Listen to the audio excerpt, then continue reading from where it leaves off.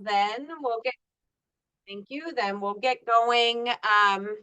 I hope everybody was able to kind of get through the first parts of the NMP last week. The farm intro, narrative pieces, and Go Crop. Look through your maps, look through your Russell 2 and soil loss numbers.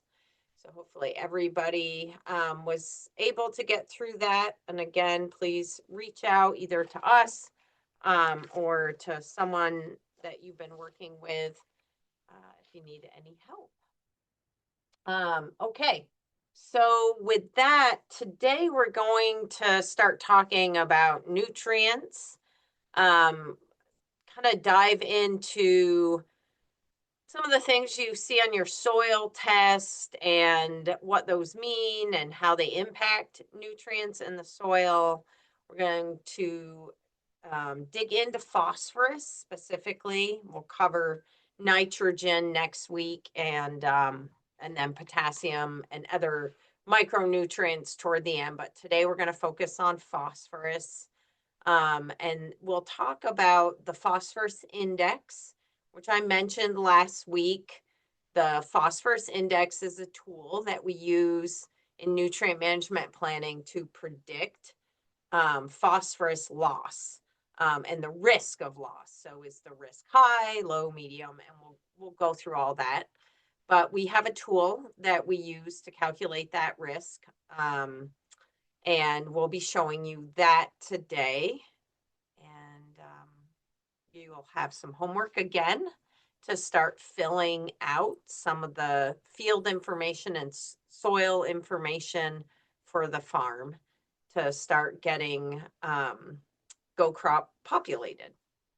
All right, so with that, I'm gonna do this here. Go. All right. Okay, so like I said, there'll be more homework this week as we start to build fields, the individual fields that are on your farm. We're going to start populating those in Go Crop and filling out information for each field. And this week we'll start with some of the basic soil information.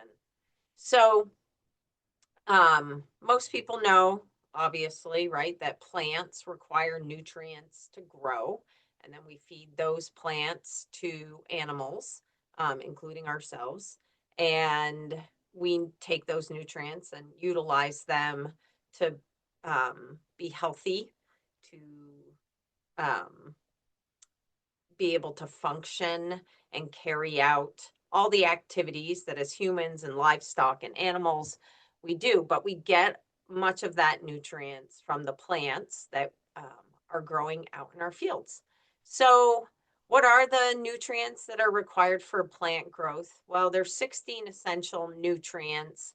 Many we won't really talk about in class, but your plants are composed of each and every one of these, and actually a couple more that aren't listed here, like selenium for one, that is also very important and often lacking in the state of Vermont. And that's why folks usually supplement with selenium to their livestock. But nonetheless, for plants to grow and thrive, these are the essential nutrients. And these are split into two categories, general categories: macronutrients and micronutrients.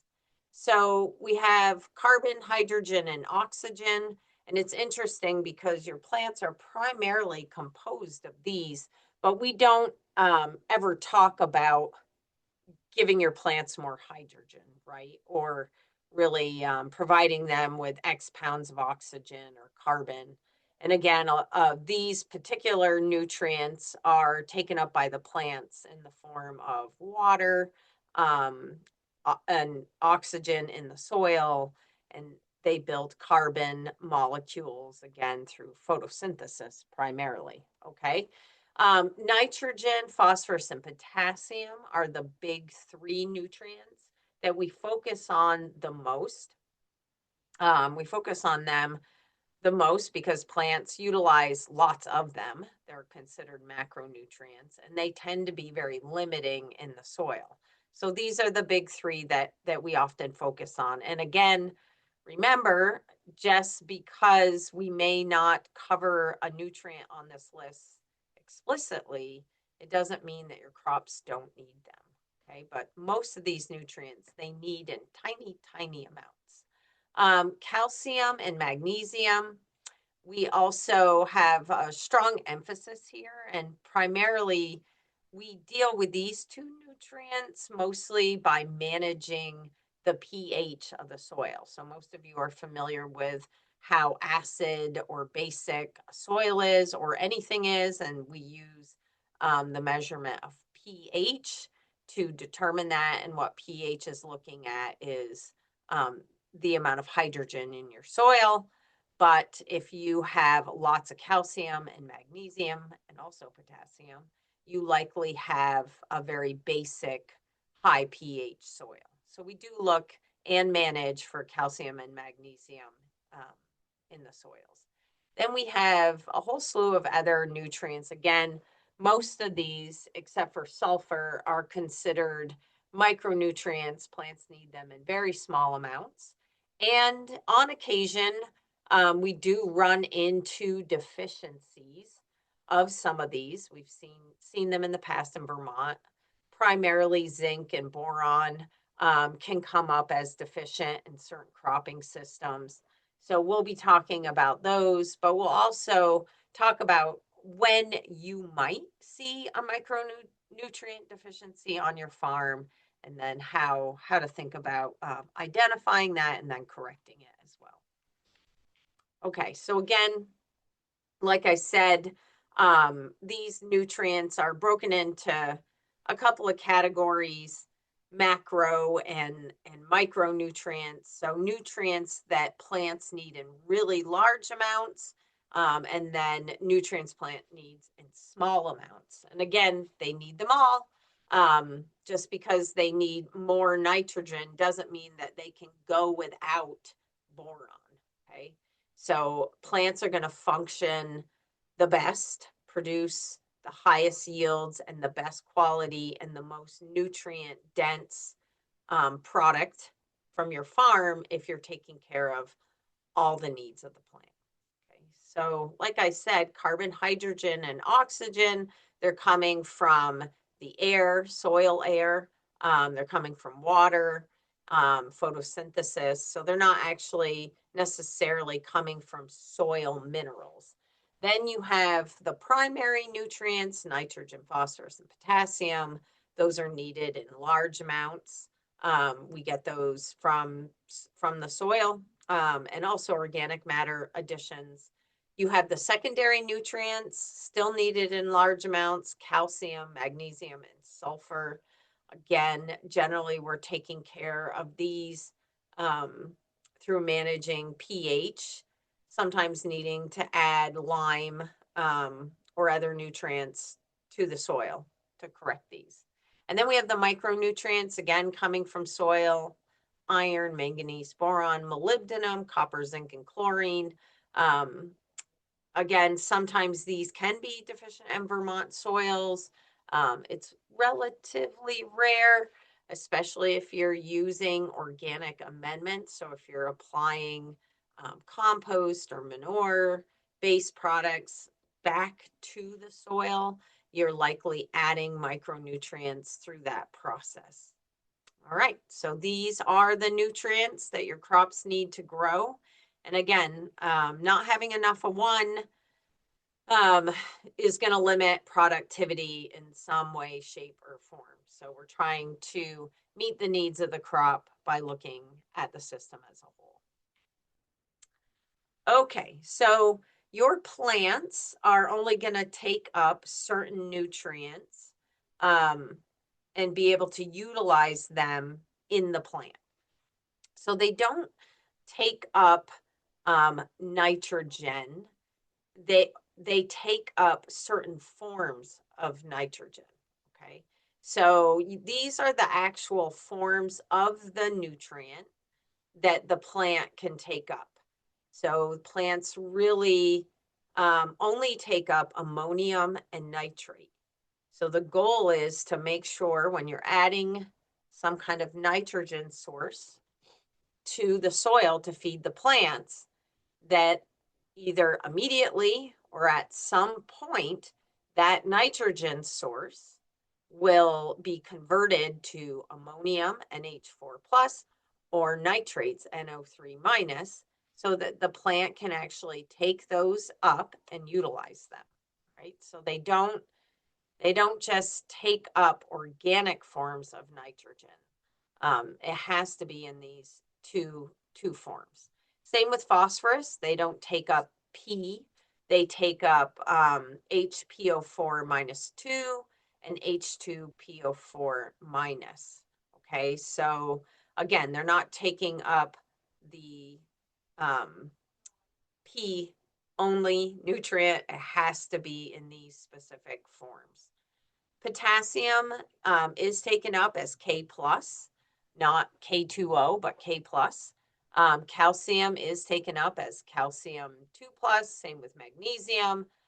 Sulfur is taken up as sulfate, SO4 minus 2, and you can see from the list here. So we have to make sure not only are we adding the nutrient, but we need to make sure the nutrient source that we're adding is going to be able to be converted to a plant available form or in a plant available form. So your crop has the best chance of being able to access it and use it to meet its needs. All right. So let me just go back here for a second. One of the things I want you to notice about these plant available forms is that they have charge, okay, or their valence. So this is bringing you back to chemistry, maybe even in grade school, high school, college. But these nutrients have charge. Some of them have a positive charge, and some of them have a negative charge. And then you can see in some cases here, you have K plus, 1 plus, or you have calcium 2 plus. So that's the valence. And in some ways, in the most simple way to describe this, this describes kind of the strength of that charge. Okay. So 2 plus has a stronger charge than 1 plus. So if you're just looking at this, you can see calcium's got a stronger charge than potassium. Okay, so again, negative and positive charges with different strengths of charge on these nutrients. Okay, so why is that important when we're talking about soils? Well, on your soil test, you've probably noticed something called the CEC, or the cation exchange capacity. And this appears on the soil test. Again, sometimes it says CEC, sometimes it says cation exchange capacity, but this is the ability of your soil to hold on to positively charged nutrients. So cations are those nutrients that have a positive charge. And you can see an example of this. You have calcium with a positive charge, and again, potassium with a positive charge. Okay, so those are considered the cations. Hydrogens have a positive charge. Um, Aluminums have a positive charge. Sodium has a positive charge. So there's other nutrients as well, but calcium, magnesium, potassium are the predominant nutrients that we're interested in. Okay, so your ability for your soil to hold on to these nutrients is driven by the amount of negative charge that your soil has. Okay. So, how does soil get negative charge? So, negative charge in soil is created by having clay particles. So, if you have a heavy clay soil, or really any clay in your soil type, then that clay will have a negative charge. And that negative charge will attract the positively charged nutrients in your soil. So you can see that again in this picture. In the middle, these are cations, right? Nutrients with a positive charge being held around a clay particle that has negative charge, okay? Um, Negative charge in your soil is also created by organic matter in the soil, older organic matter, so organic matter that's been in the soil for a little bit of time, is partially degraded, also has negative charge. Okay, and organic matter can also hold on to positively charged nutrients. So if you're looking at your soil test and you see the CEC or cation exchange capacity, again, it's the ability, so how much negative charge your soil has, to be able to hold on to positively charged nutrients. So if you have a lot of clay in your soil, your cation exchange capacity is likely going to be very high because of the clay. So it might be 24, or it might be 32, okay? Milliequivalents per gram of soil, I believe, is the unit. Now, if you have a sandy soil, let's say, or soil with a lot of sand in it, then you won't have much negative charge at all. Sands do not have any charge, okay? So when you think about a sandy soil, one of the things we know about sand is that they drain really well, and they don't really hold on to nutrients very well. Okay, so there's some benefits there, but part of the challenge agriculturally with managing sandy soils is because they don't hold on to nutrients, it takes a lot of fertilizer or fertility to grow crops in sandy soils because the water runs through, taking nutrients with it, and there's nothing to hold on to those nutrients when water is moving through the soil. So the nutrients just go down through the soil profile. Now, in a sandy soil, the best way to build cation exchange capacity is to add organic matter regularly over time. So, building organic matter up in those types of soils can help increase the nutrient holding capacity of the soil, the cation exchange capacity. Okay, so you have positively charged nutrients, some that I'm showing here, that get held on to the soil by negative charge. And that negative charge comes from clay and it can come from organic matter. So you want to have a cation exchange capacity, usually that's above 10 or 12.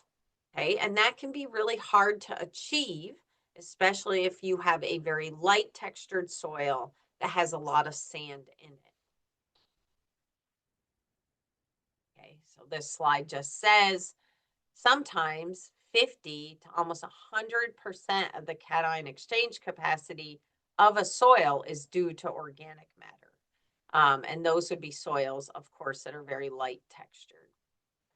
All right, so here's just another picture of the description, I guess, of cation exchange capacity, trying to explain this concept to you. It does become very important when we're managing nutrients in the soil, okay, when you start looking at your soil tests. So to the left here, you have a soil that has a cation exchange capacity, a CEC of 25.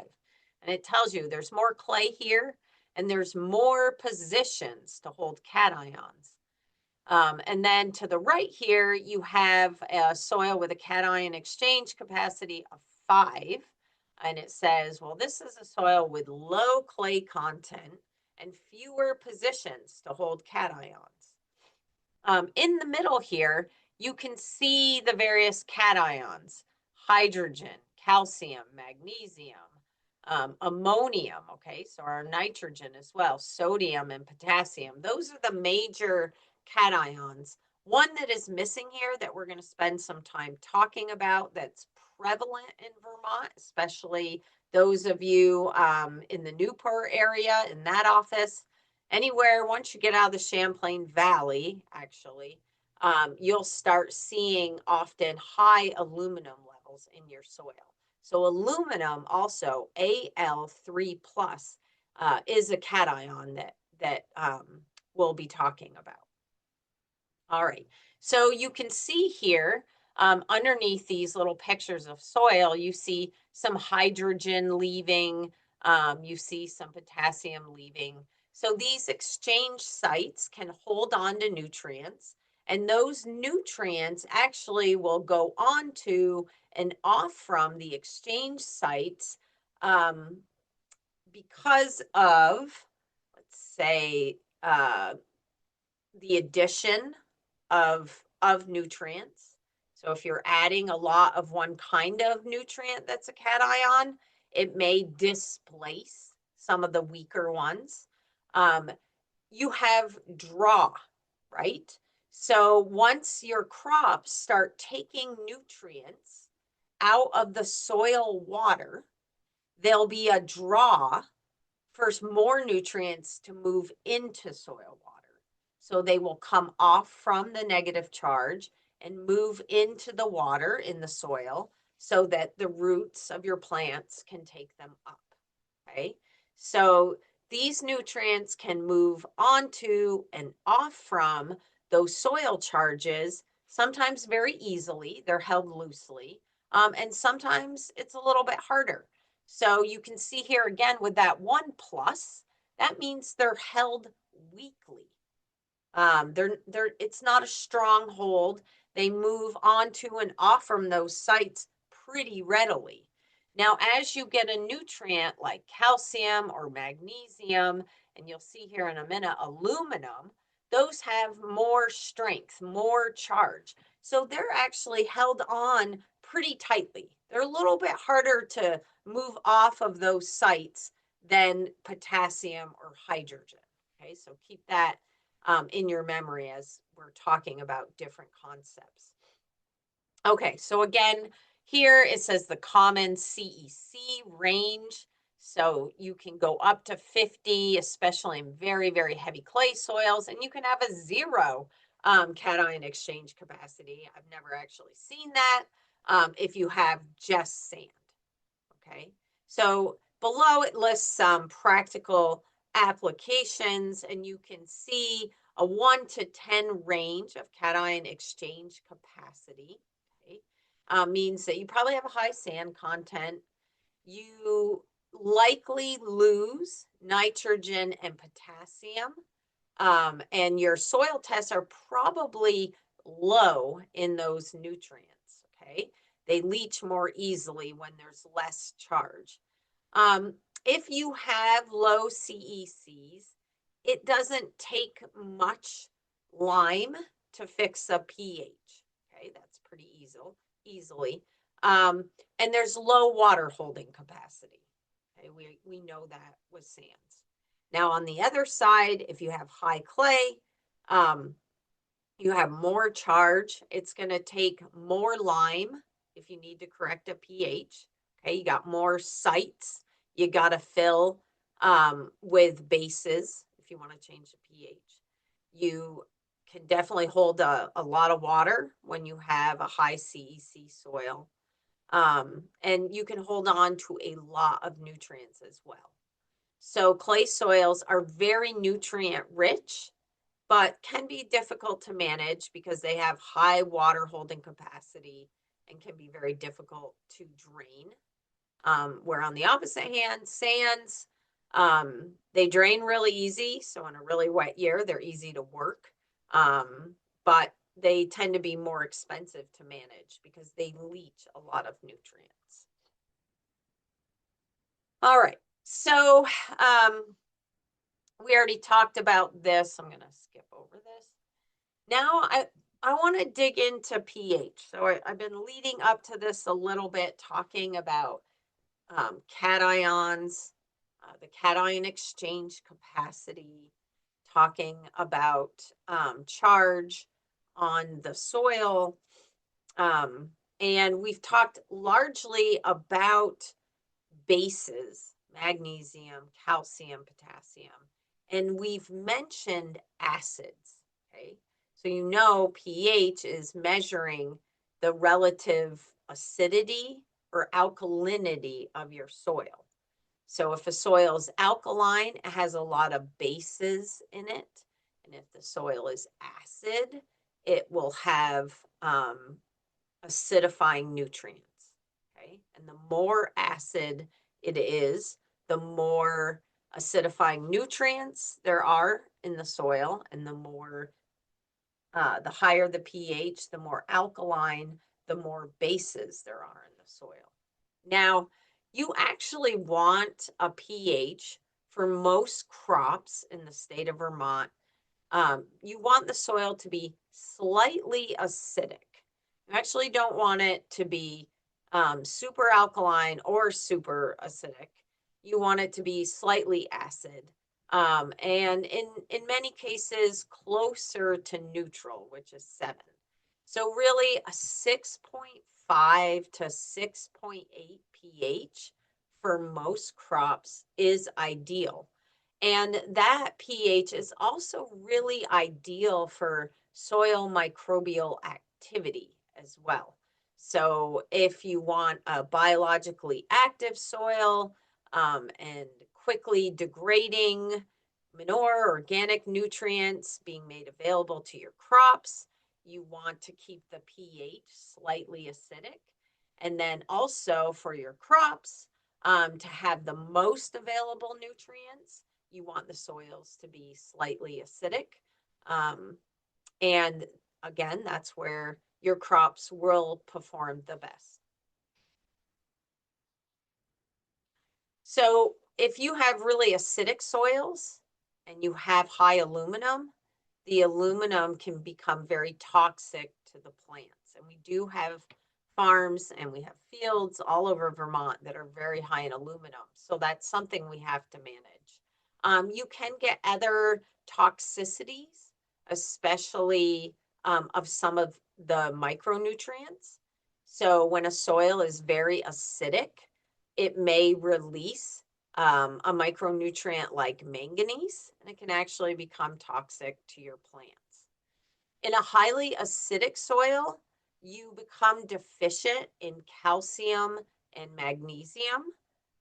Again, these are bases. Okay, they create more alkaline soils. So if you have a lot of acids, that means you don't have a lot of bases. Okay, you can get other deficiencies. So you can get other micronutrient deficiencies. You can get poor microbial growth. And you can get some nutrients that will be tied up by the acids. So phosphorus in particular will be tied up by aluminum if you have a lot of aluminum in your soil. Okay. Phosphorus is very attracted to aluminum. It's also attracted to calcium and magnesium. So if you want to have enough available phosphorus for your plants, you want to have a balance where you don't have too much aluminum or too much calcium and magnesium to make sure the phosphorus that you have is available to the crops. So on the other side, if your soils are too alkaline, so when you start to hit really 7.5 pH and higher, same thing happens. You get some micronutrient deficiencies. You may get more excess salts in some soils, not really typical here in Vermont.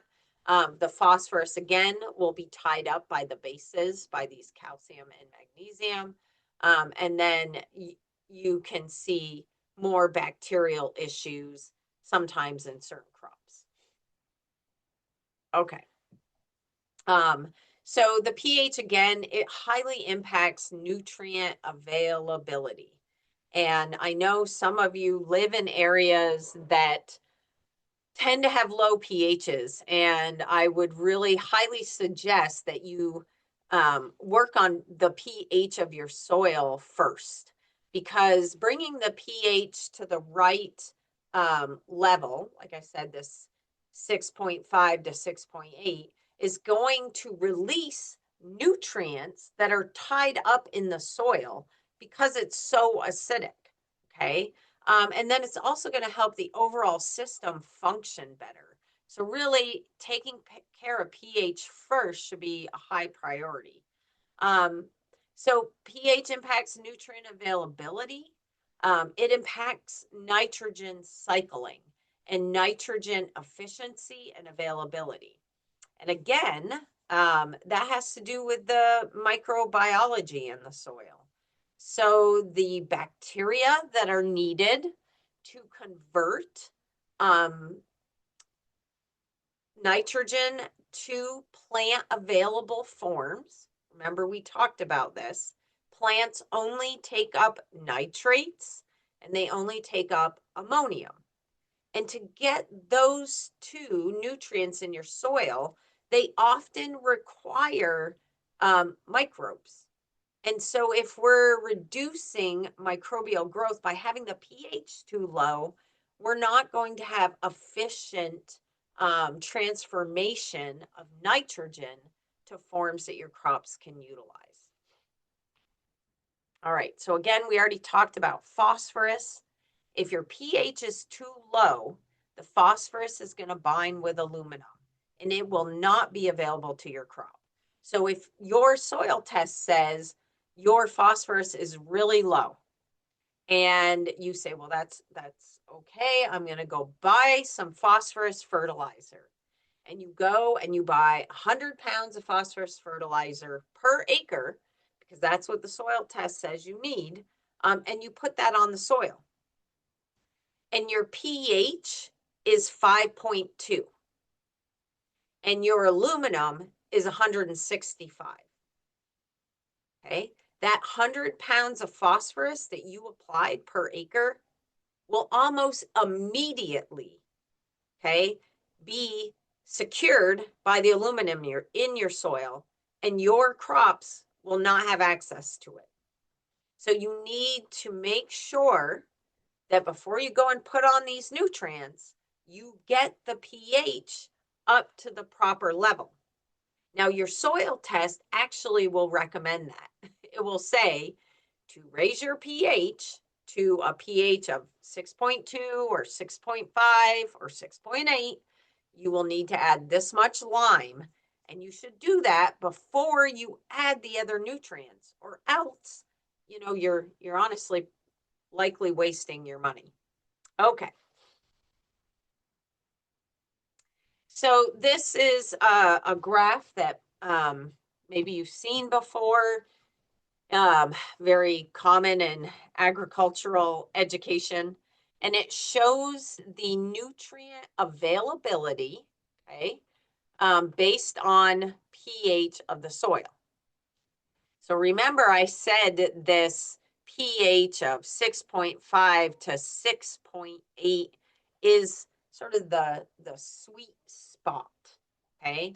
And it's a sweet spot because that's when most of the essential nutrients that you need for your crops are available in adequate amounts, okay? So you can see something, let's use, we'll use phosphorus as an example.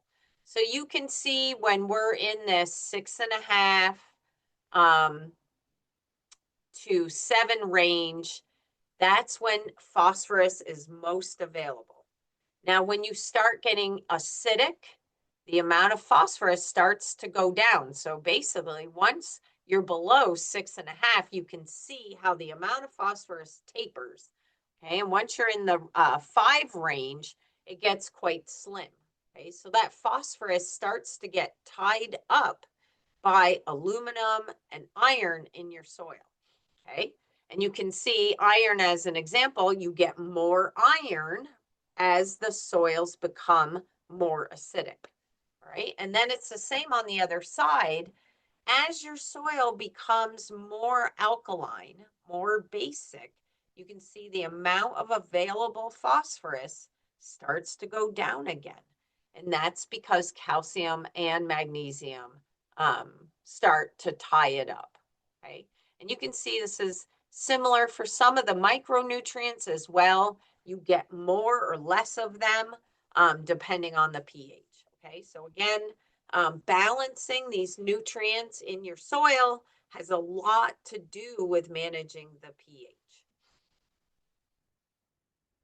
All right. So let's go back to phosphorus availability and nutrients and pH. And this is really important.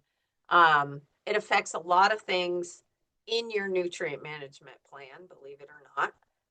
And I'm trying to build up to that as we learn about phosphorus and we learn about risk of phosphorus loss. So again, if you have a low phosphorus soil, even a medium phosphorus soil based on the soil test, and you have a lot of aluminum or iron, or you have a lot of calcium or even magnesium, when you add phosphorus to that soil, it can become fixed very rapidly. And fixed means that it's not available to the plant, not readily anyway. Okay.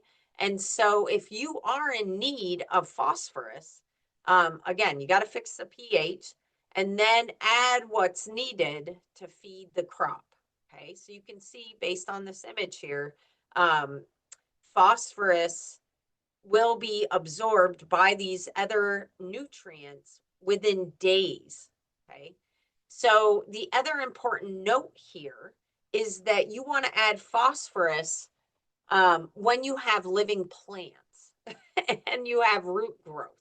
Okay, so one of the reasons we add phosphorus in starter fertilizer, like if you're growing corn as an example, we'll add, if needed, we'll add phosphorus in the planter. And that phosphorus goes relatively close to the seed, about 2 inches away from the seed. And the reason for that is so that the new plant root has the best chance of getting that phosphorus. Okay. We're trying to put it as close to the plant as possible, as close to the plant root. Phosphorus, it doesn't actually move. Like it will not travel through the soil to a plant root. The plant root has to be near it. So the plant root can absorb it across its membrane, so it doesn't readily move in the soil. Now, that's probably contrary to popular belief because all we hear about, right, is phosphorus in the water. So if phosphorus doesn't move readily in the soil, how does it get into the water? and we're going to talk about that. But the point again here is you got to manage pH so that if you need phosphorus, it's going to make it hopefully to the plant. It's not going to be sucked up really quickly and held. So you want to manage the pH. And then the also take home message here is that the plant roots actually have to go to the nutrient in this case. Okay, the nutrient doesn't necessarily move to it. All right. All right, so let's talk about liming just quickly again. So when your pH is low in a soil, that means that bound to these negative charges is mostly acids. Okay. So the acids are hydrogen, but in many cases in Vermont, it's also aluminum. Okay. So when you have a lot of aluminum and hydrogen on these negative charges, your soil pH becomes more acidic. So to get rid of them, to get rid of the acids, what we do is we add lime, right? So people know if they want to improve their pH, they buy lime and they put it on the ground. There's different kinds of lime. but the one in this example is calcium carbonate. And essentially you're adding a base to the soil. Now, of course, you could add a magnesium base or a calcium base, and both of those are going to help to make the soil more basic, right? So you add lime to the soil based on what the soil test recommendation is, okay?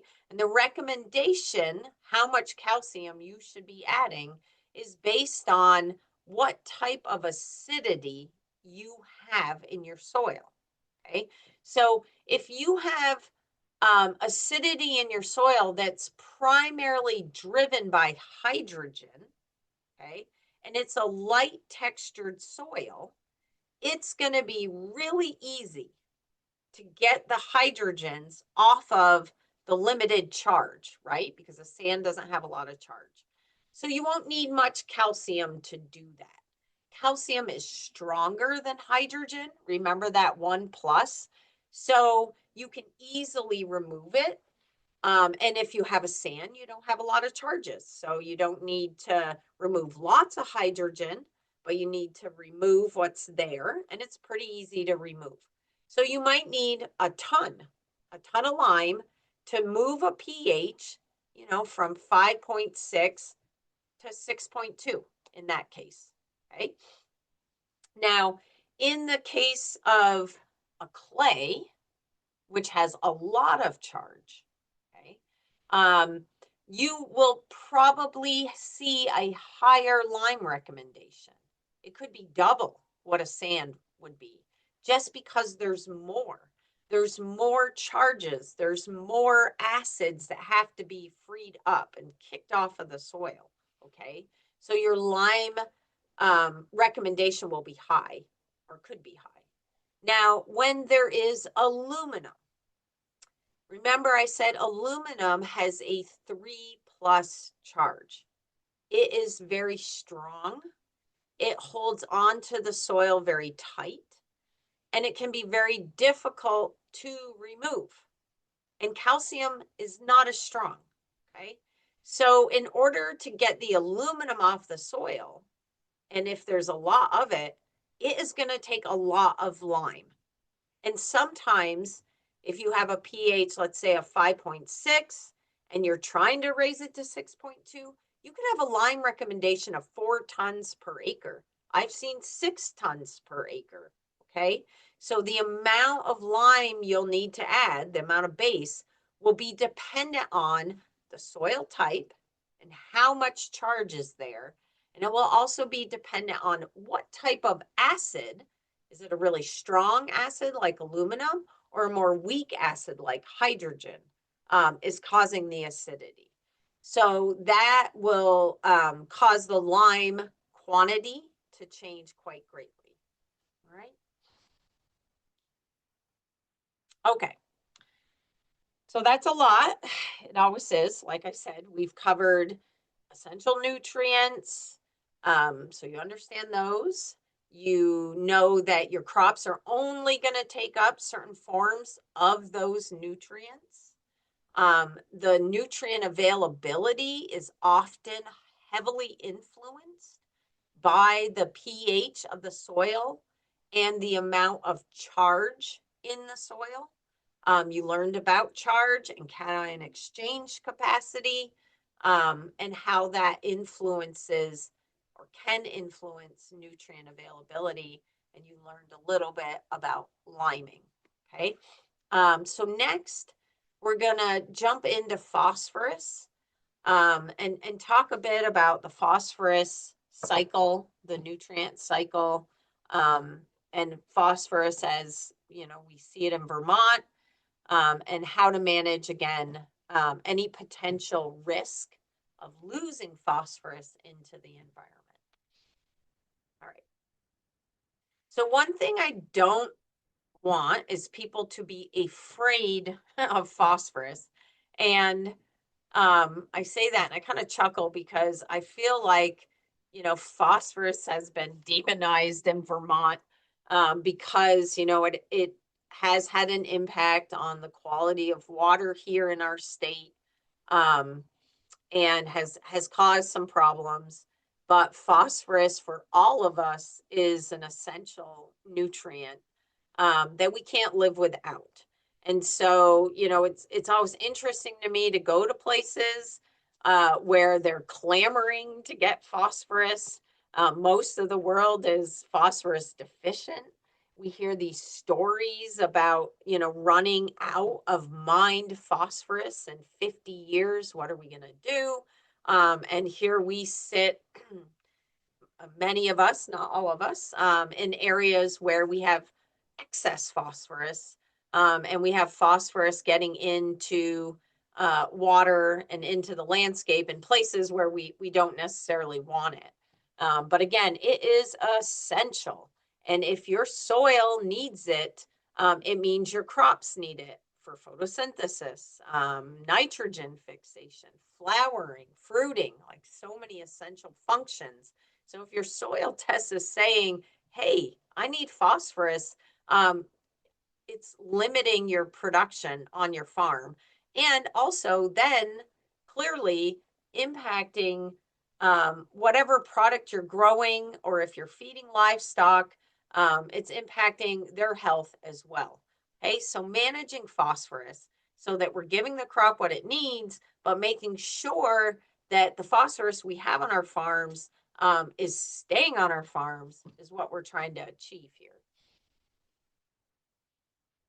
All right, so um, let's talk a little bit about why many of our soils in Vermont um, are are high in phosphorus, and again, a lot of them are actually really low. We talked about that a little bit with the aluminum, but phosphorus typically is low in many soils, most soils actually. When you compare it to the other nutrients, it is relatively low.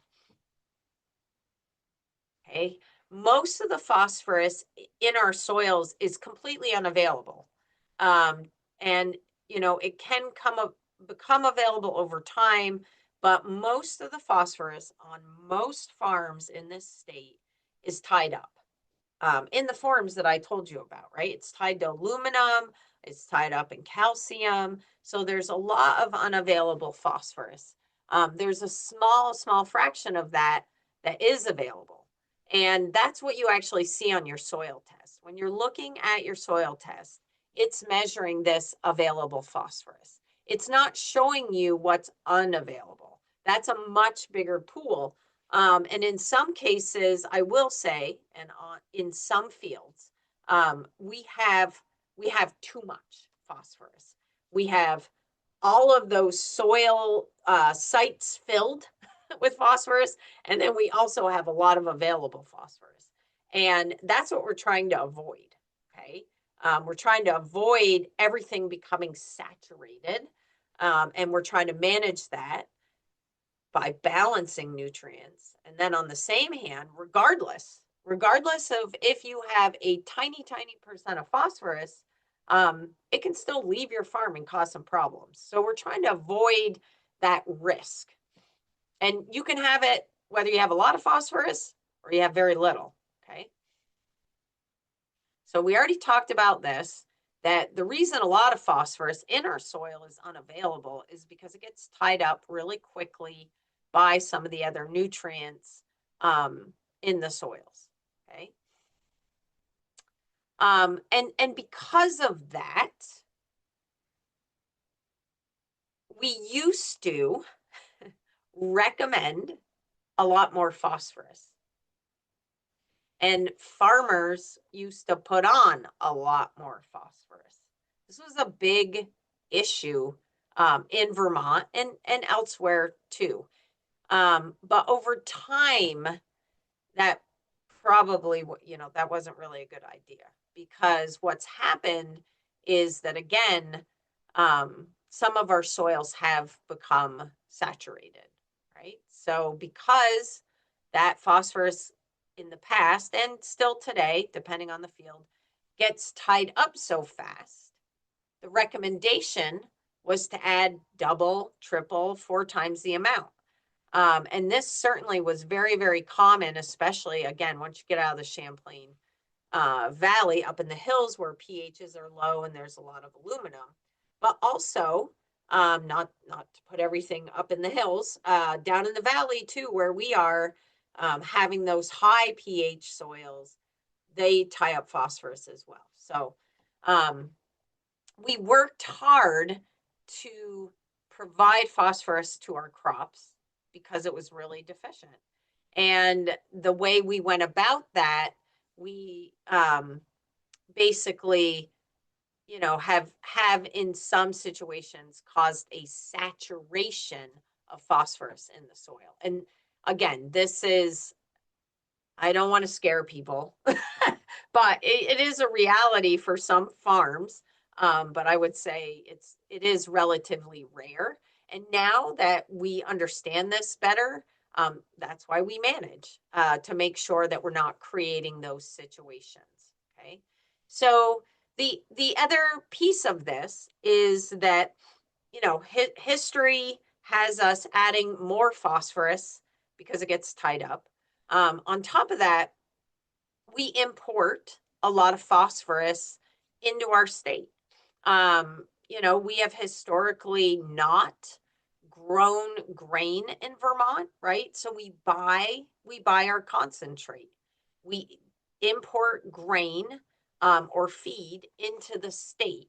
And that grain or that feed has a good amount of phosphorus in it. Okay. And then on top of that, we then put that out into our fields, right? Any excess. So let's look at an example here as to, some of the reasons why we see excess phosphorus in fields. And this is what we're trying to minimize, again, through nutrient management planning. All right. So here's over here to the left, it says manure content. So this would be a average amount of nitrogen and phosphorus in 1,000 gallons of liquid manure. Okay. Now to the right here is a common need of a corn crop. Okay. About 40 pounds of phosphorus and 150 pounds of nitrogen. So if we want to add manure to meet the nitrogen need of the corn, right? Because if we're going to buy fertilizer, that's where we're going to spend all the money. 150 pounds of nitrogen is going to cost a lot more than 40 pounds of phosphorus. So we have this valuable nutrient on our farm, right? We have manure. So we decide that we're going to go out and we're going to add 10,000 gallons of manure per acre to the field to get the corn the nitrogen it needs. And then we won't have to buy any fertilizer. And why wouldn't we do that? That makes complete sense. We want to supply what the crop needs. Okay. So that's great. That's what we do. And you can see here that we applied 150 pounds of nitrogen. But what we also did was we applied 80 pounds of phosphorus. We only needed 40. Okay. So what happens to the extra? It stays in the soil. Okay. That extra 40 pounds stays almost actually right where you put it. Because remember I said it doesn't really move through the soil profile. Okay. It's not known to leach. It's held on to other nutrients very tightly. Okay. So because of that, when you add excess phosphorus year after year after year after year, and we're not losing much of that phosphorus either to the crop or percolating slowly down through the soil, it builds up over time. And so if we use this type of practice year on year on year on year on year, then after a while, okay, the soil can become saturated. So all of those binding sites we were talking about actually become full, and then you have lots of available phosphorus that is more at risk of loss. Okay, so we're trying to avoid this by balancing nutrients on the farm. This is just a different way to show that. Okay, I also mentioned, we're importing grain right into Vermont, and a lot of states that have livestock centric industries import grain. It's not like Vermont's the only one, and that phosphorus basically gets moved from a grain growing region, which in many cases is the Midwest. It might be Canada in our case, and these days it's global, right? Could be Brazil or wherever. So we're basically importing their nutrients and their phosphorus away from their land, right? So they're becoming more deficient, and we're getting more than what we're exporting. Okay, so that again is causing a very slow buildup of time. And so one of the things we do is evaluate, and we won't do it specifically in this class, but we do this with farms, is look at that whole farm balance. You know, what we're bringing on the farm versus what's leaving in regard to phosphorus. And we also do it with nitrogen and potassium. But you can see that their phosphorus inputs are quite large for feed. And some bedding. I would say bedding is a much smaller component, but feed in general is the primary phosphorus import onto farms here in Vermont. Fertilizer and other nutrients, 35% of the phosphorus inputs. I would say this number today is much, much lower. Very few farms anymore buy phosphorus. I mean, some do. But so these are the inputs. And then what are our outputs? What are we exporting? And, you know, if you're a dairy farm, you're exporting milk. If you're a beef farm, you're exporting meat, etc. And in those products that you're moving off of your farm, there's phosphorus. Okay. And then we look at the balance. And not all of our farms, but many of our farms end up with a surplus of phosphorus, right? Because they're importing more than what's actually leaving. And this is something we have to manage, right? To make sure that, again, we're not saturating the soils to a point where they become quite dangerous environmentally. And, you know, again, that's the goal of sitting in this class, is to manage these pieces. All right, so where does phosphorus come from in the soils? I think most people realize that if you're a livestock operation, or even if you're not, many of our vegetable operations as well will import poultry manure or other manure type sources onto their farms. But most of the phosphorus that we are bringing to the fields for fertilizing comes from manure, right? And then we do have some purchase phosphorus fertilizer, you know, in certain situations. As I said, there's a lot of fields still in Vermont that are severely deficient in phosphorus. Those would be great places to apply fertilizer, but that's the primary way that phosphorus is making its way into our system. Okay. And that phosphorus goes into a couple of pools, and we've talked about this a little bit. When you're adding manure, there is some we consider it all crop available, right? So we consider it all H2PO4 minus, the plant available form. But some of that will be taken up, right, and held by nutrients. Some of it will be part of organic matter. Okay, so it's not readily available. It'll have to be broken down and made available by microbes. Um, and and then some again gets into the soil solution, and that's what the crop has available to it.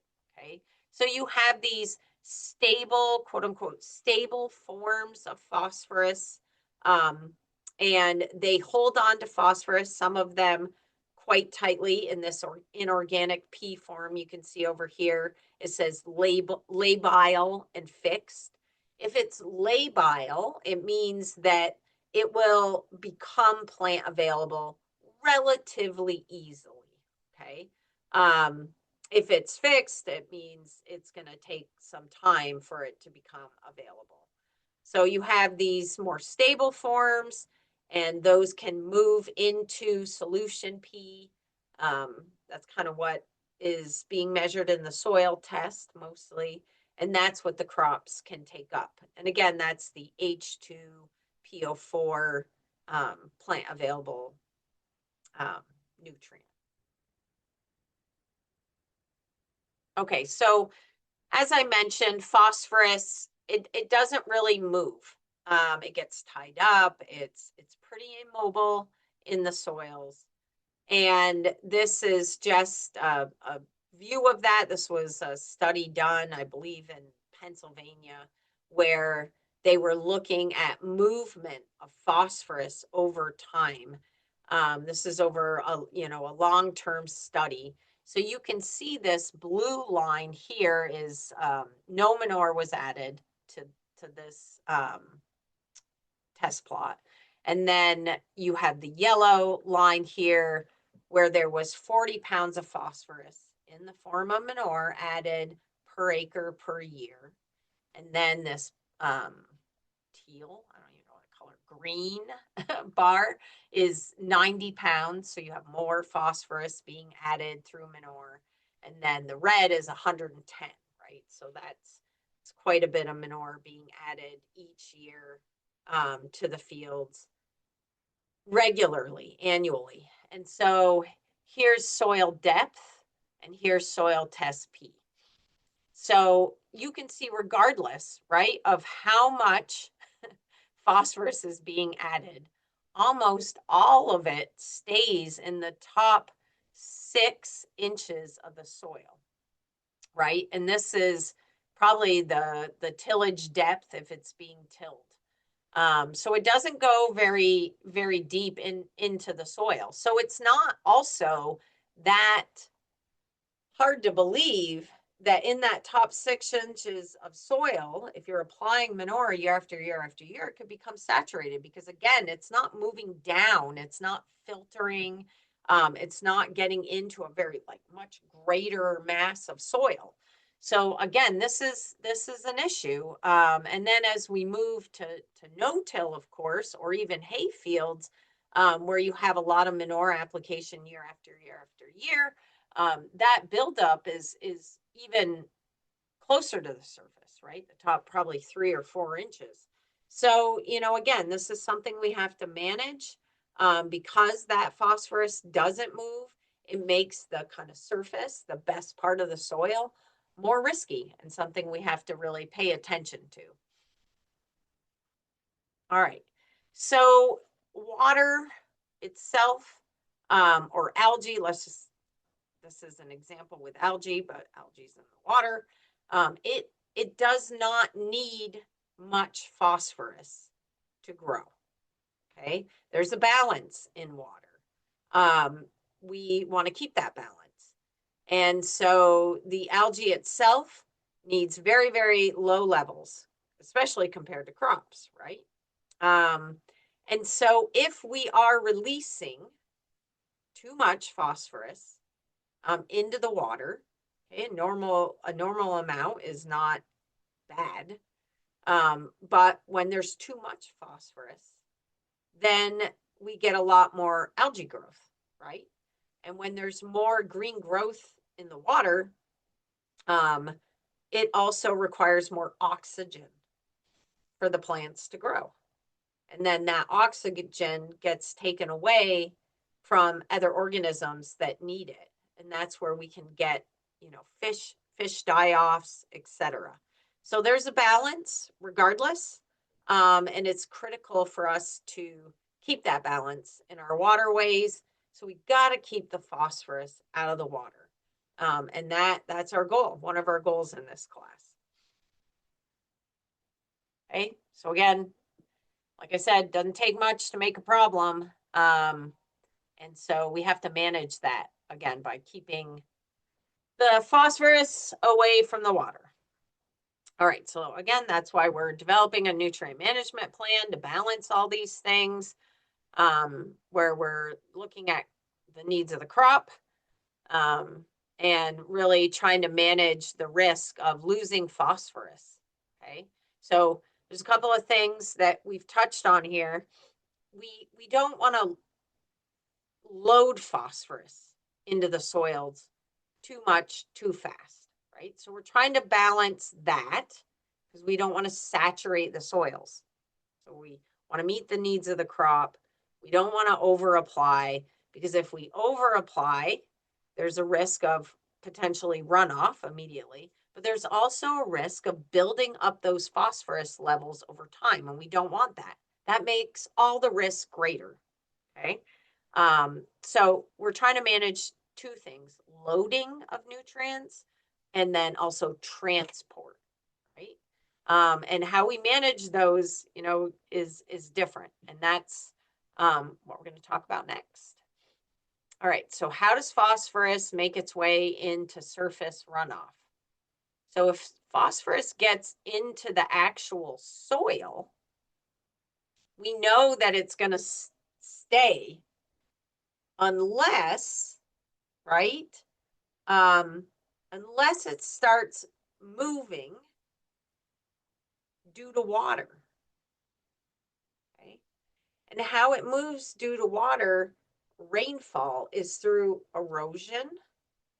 Okay. So erosion is the movement of sediment from our fields to somewhere else, right? It can be the bottom of the field, but sometimes it can be into surface water.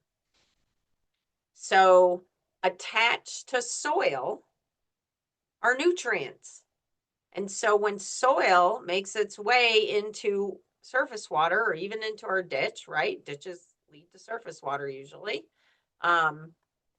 If there's soil, there's nutrients stuck to that soil. And if you have a high phosphorus soil, there's even more phosphorus stuck to it, right? So we want to stop soil or erosion from leaving our farms. And that's what we call sediment bound P. Okay, so it's phosphorus stuck to soil. And if we're losing soil out of our fields and it's going into water and there's phosphorus stuck to it, which there is, that's bad. Okay, that's how phosphorus is getting into our waterways. Stop erosion. Sounds easy. Okay, the other way that we get phosphorus leaving our fields is in what we call the dissolved form. So that is free phosphorus in water. You probably don't remember, but when we were looking at the phosphorus cycle, there was this thing called soil solution. And that is when you have that plant available phosphorus. The phosphorus the plant can immediately absorb, that H2PO4, HPO4 minus, whatever it is, right? That's in water and it's ready to go. Okay. If that is moving, right, we get a heavy rainfall and there's lots of phosphorus in the soil and it gets detached and it gets into water, then it can easily move, right, into a ditch, into a stream. And it's readily available, which also means algae, anything else can use it as well very quickly. Versus sediment bound P, okay, sometimes we refer to this in water as legacy phosphorus because it releases slowly over time. Irregardless, we don't want either of these leaving our fields. And there's management that we need to put into place to minimize those losses. And you can probably think about what that type of management would be, right? So dissolved phosphorus can come from surface applied fertilizer, okay, and manure phosphorus. And then, of course, erosion is sediment um, or soil, and attached to the soil is phosphorus as well as other nutrients, okay? So it doesn't take much to make a problem. So we want to minimize erosion or eliminate it, right? Nobody wants erosion. Why do you want to lose your topsoil? And probably I would say even a little more difficult to control is this dissolved phosphorus. Okay? It's free in water. It's harder to see in a way, but it also can be much harder to control. So let's talk about this. Um, Factors that affect erosion and phosphorus transport. I think you all know these. Types of tillage, types of crops, obviously how sloped the ground is, the texture of the soil, right? So all these things, the amount of rainfall we get, the intensity of that rainfall, um, bare soil, any exposed soil under heavy rain, got any amount of slope there, you're probably going to lose. Soil's going to move, right? So how do we minimize erosion? And then runoff, again, soil texture, soil management, rainfall and flooding intensity. So some of these things we can manage, some of them we can't. But what we do here in class is try to figure out, what we can do to manage these losses. All right. So again, managing phosphorus and fertilizers is a primary goal for us to reduce runoff potential and managing, the amount of phosphorus in the soil over time as well. All right. Oh, let's see here. I want to get to the phosphorus index. So I'm going to wrap up with the phosphorus index, which is the tool that we use to predict loss, the risk of loss, okay? And with the phosphorus index, we are looking at the risk of sediment P loss. So how prone is that field and the management you're using to erosion? And then we'll also look at dissolved phosphorus. So what's the risk of losing phosphorus in water based on what you're doing? We also look at tile losses, tile outlet losses, if you have tile, okay? And then we look at your management, put all of that together, and it will give us a number for phosphorus loss risk, okay? And that number essentially will determine some of the management throughout the rest of the class. Okay. All right. So before I get into the tool itself, because I want to show you a couple of examples, I want to go through.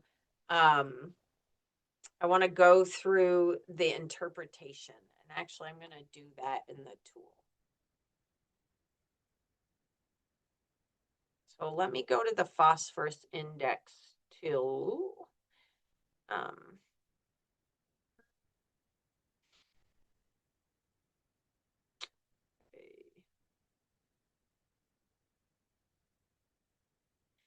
This this spreadsheet you actually won't use. GoCrop will calculate the P index for you, but I want to show you what goes into the P index, and I want to show you what the interpretations mean. So if you have a high or low risk, what does that mean as far as management moving forward? Okay, so we'll go over what goes into the P index. As you're filling out GoCrop, you'll be inputting all of the information here, and at the end, it will calculate your P index interpretation. And you won't actually ever enter information into this spreadsheet.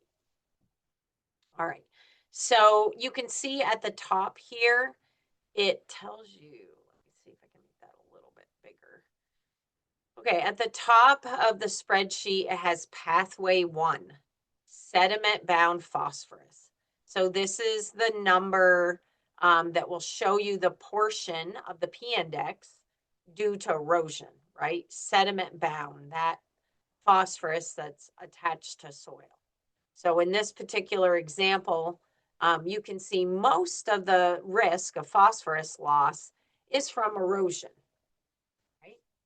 Then you can see pathway 2, dissolve P in surface runoff. And you can see that this is dissolved phosphorus, again, phosphorus in water. And that makes up a much smaller portion of the potential loss for this field. And then pathway 3 is through subsurface or through tile, losses through tile drains. Again, if you do not have system tiled fields, you won't have anything here. Okay, so the p-index looks at the county. It uses the region, I guess, for precipitation and rainfall. So we'll pick Addison, Chittenden, Franklin, Grandisle County. Then it asks for your elevation. And again, this has impacts on precipitation primarily. So you can see here, it tells us, the reason we're selecting this is because it has an impact on precipitation. So we're flat here, so we'll just pick 600 to 1,000. Then it asks you, what's the soil test P level on your soil test? So this number says 5, so you take that off your soil test. And then you can see below, it says, what is the reactive soil aluminum? Now, you know that's important because if it's really high, it's going to tie up phosphorus. So I'm going to say it's 165. Okay. And then it asks you for rates of manure being applied, when it's being applied, and how is it being incorporated? Is it surface applied? How quickly?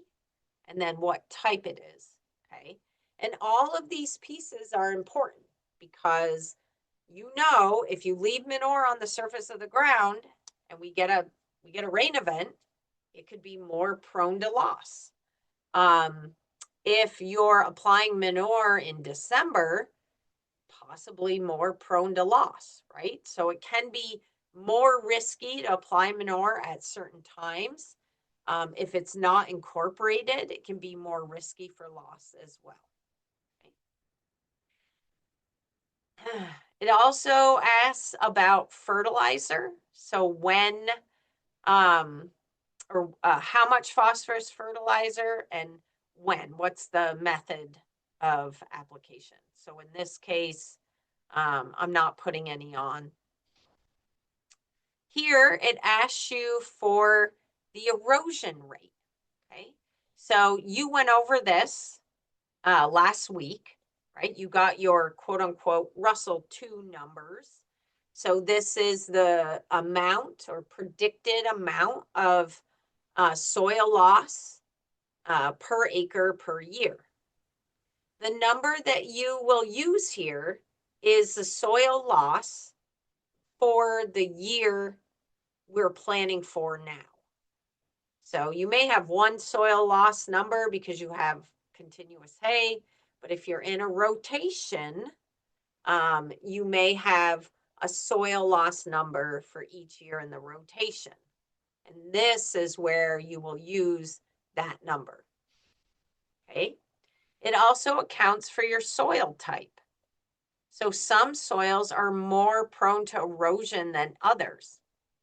So let's put in an Adams.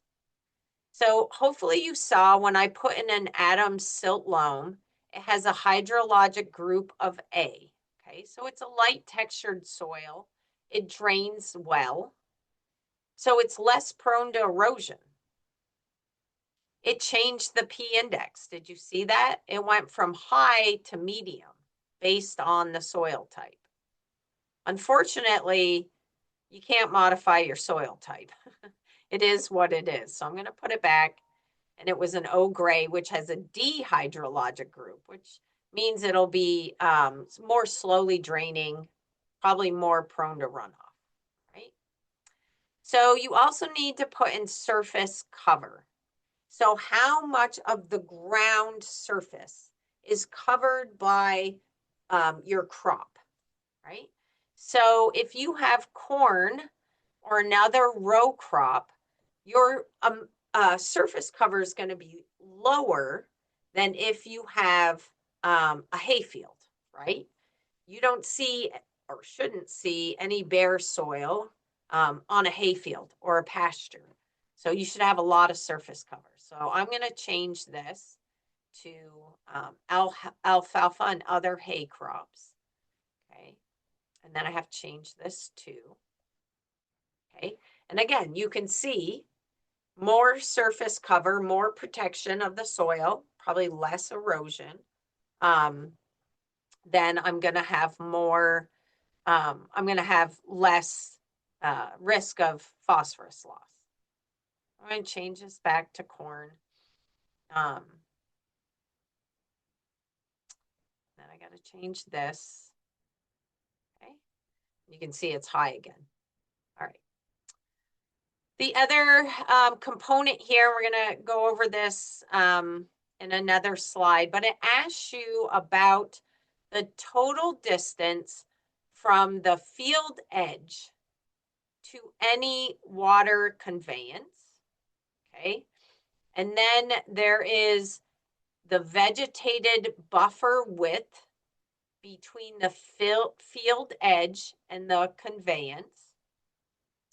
And then it asks you about a manure spreading setback distance within the field, okay?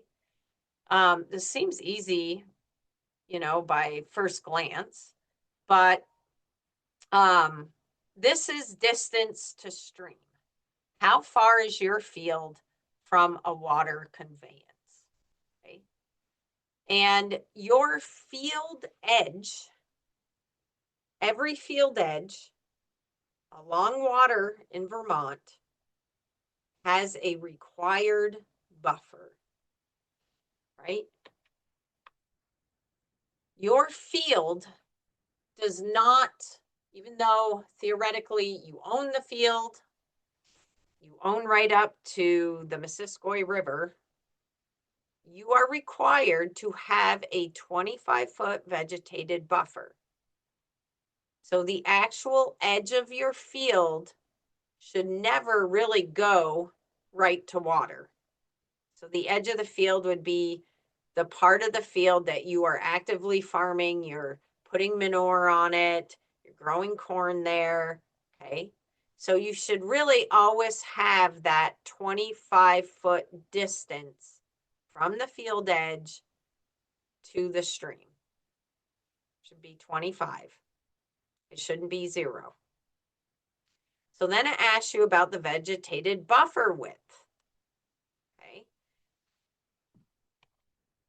That is also 25 feet.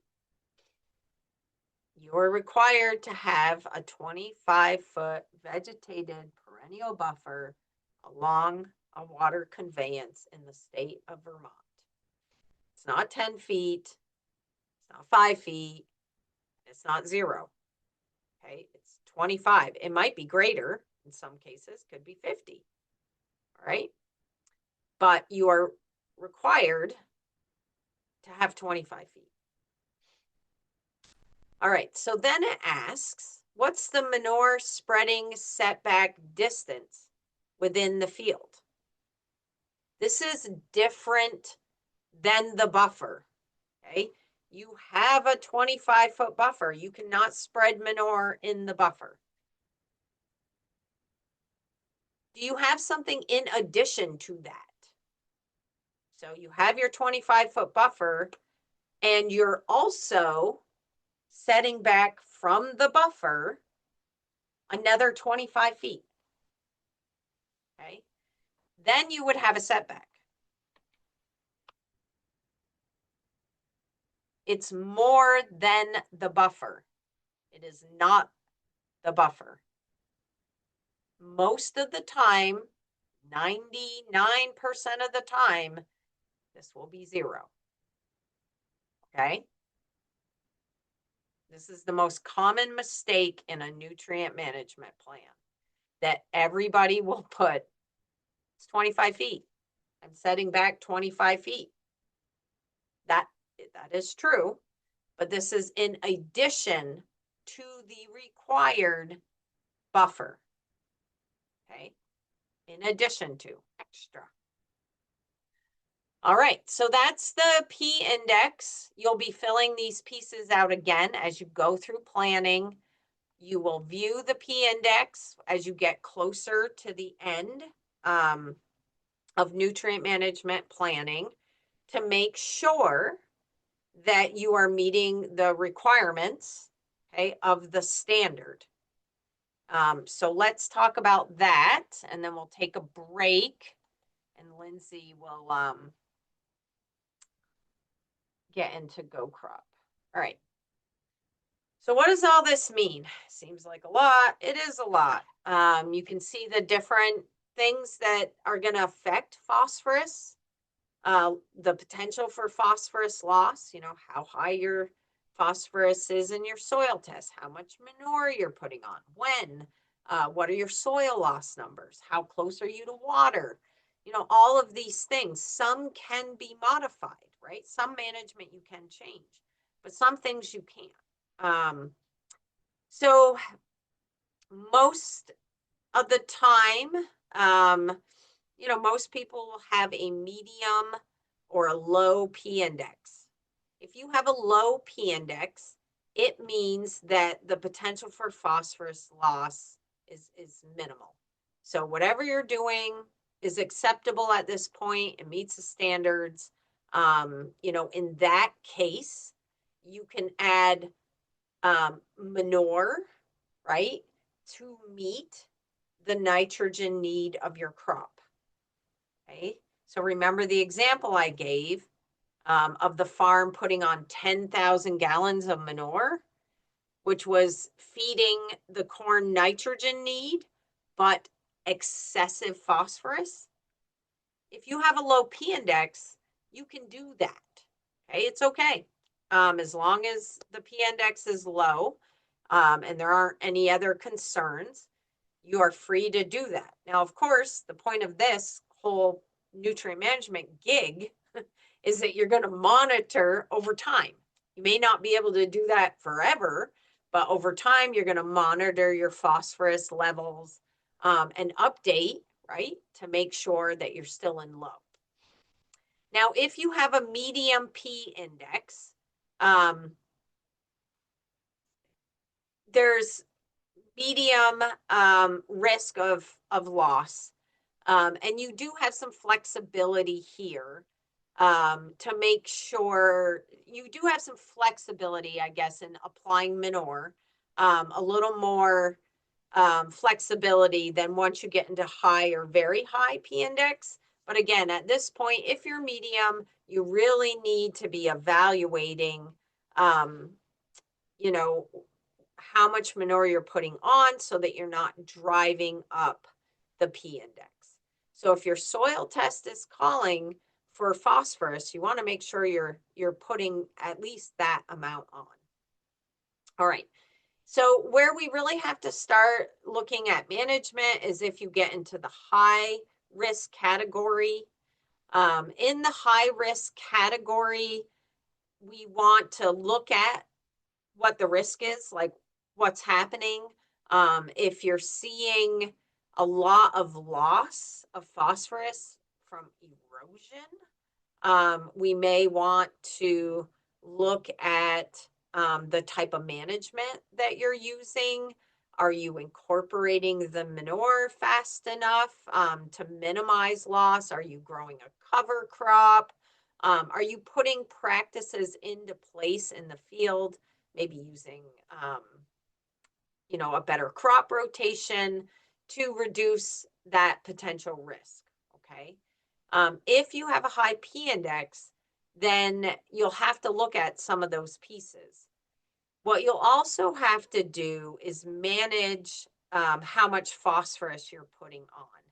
And that means that you really can only apply to what the soil test need is or to crop removal rate, okay? So you can still apply manure, you can still apply phosphorus, but it really has to be to what the soil test says, or to what the crop is actually going to take up in that season, okay?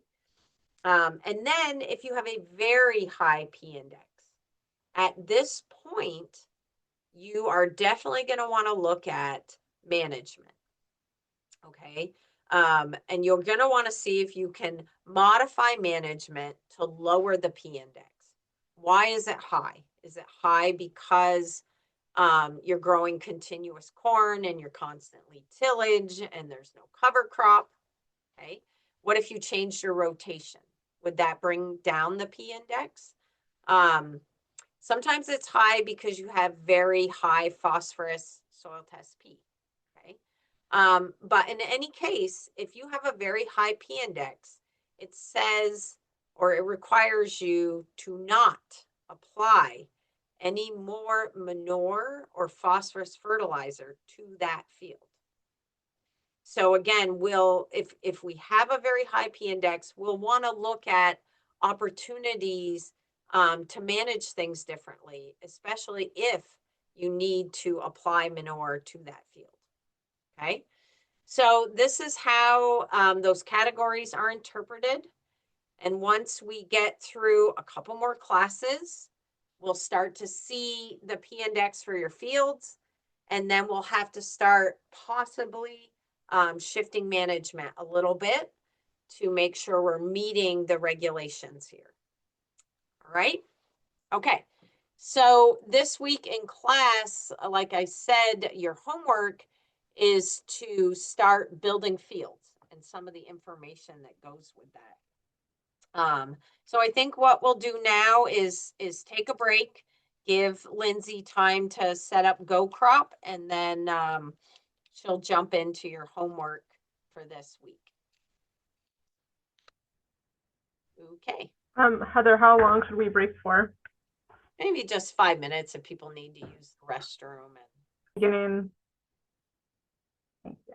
Hi, folks. Again, I'm Lindsay, and I work for UVM Extension, and now I'm going to kind of walk through GoCrop again and the next steps that we're going to be doing. So I'm just going to start from the beginning, just in case folks want to start there. Again, your URL that you're going to use is www.gocrop.com.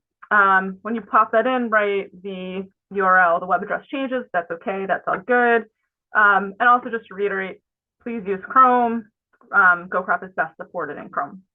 So once you're here, right, last week we went through the whole sign up. But this week, as you already have an account, we're going to click login. On my computer, because I've saved my login information, it automatically pops up. For you, that might not be the case. So you're going to need to enter your email login as well as your password. And once you do that, click login. And then wait for your farms to download.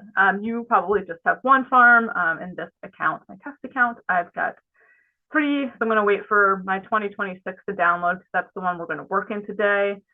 And again, just a quick overview. We've got our green sidebar menu here on the left, and we've got 2 tabs right now, which is all farms, which is this page right here. It's dark green. That's how I know I'm on it. If I have any questions about my account for GoCrop, I can click this tab, and then we also have this synced just now because it's just synced with the cloud. But yours might say 30 seconds ago, 45 seconds ago, something like that. So this is nice to keep an eye on just in case you're curious about what's being synced to the cloud. So my farm for this is 2026 class. I'm going to click that. You'll click your farm. You should have just one plan there, probably called the 2026 annual plan, but you'll notice that Once I click my farm name, I now have these three other components: planning, records, and farm assets. We are in planning mode, so we're going to keep hanging out in this planning tab. Now we'll click on our plan, and we're at our dashboard, right? So once we click on our plan, defaults to dashboard. The other tab here, we have our report, and then we have our checklist, our narrative, nutrient sources, so on and so forth. Remember last week, my narrative is in progress because I didn't put in all my watershed information. And what we could start with today is just clicking on nutrient sources, but I'm just going to click on narratives and farm info. So again, you can get a little familiar with all the information you have entered in maybe last week or throughout the week. We can either choose to move on to next step or click nutrient sources. Either one is fine. I'm going to click nutrient sources over here, and we're going to enter what our nutrient sources are. What I would like to get through today is the following steps: the nutrient sources, the nutrient analyses, equipment, field, and land info. Remember too, on our little step scale over here, our little diamonds over here, is that this little line that connects the diamonds indicates that they're connected, right? Like we can't enter a nutrient analysis before we enter a nutrient source. Similar, we can't enter any land info until we have basic field information entered. But here we are in nutrient sources, and it defaults to manure.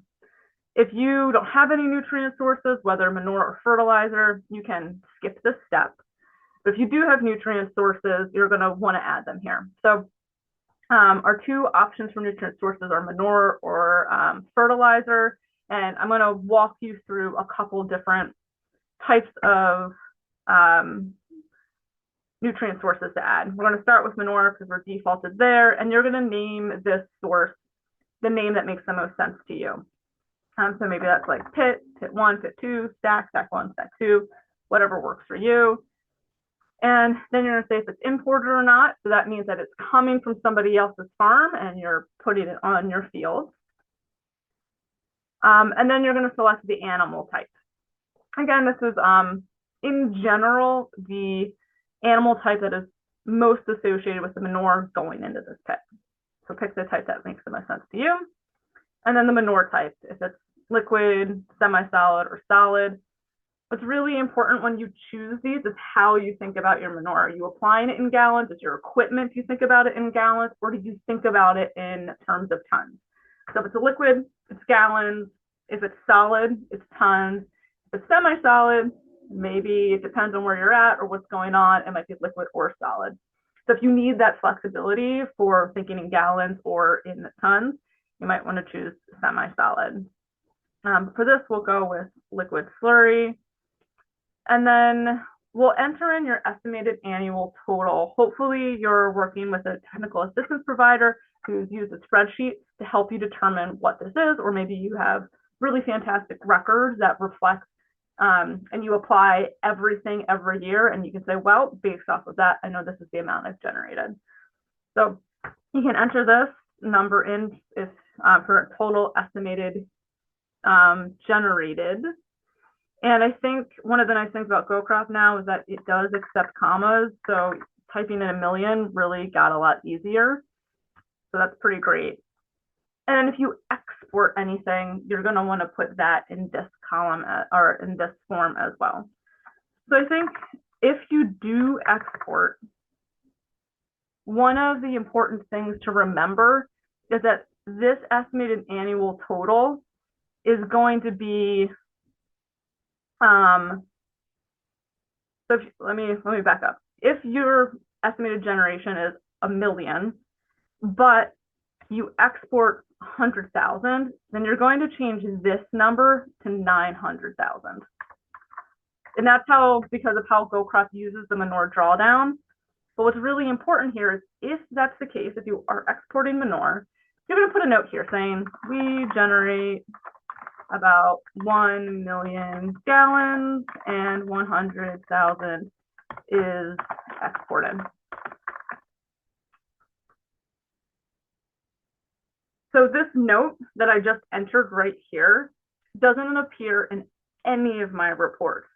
So if this is something that is true for your operation, we're going to copy this, um, and we're going to save it.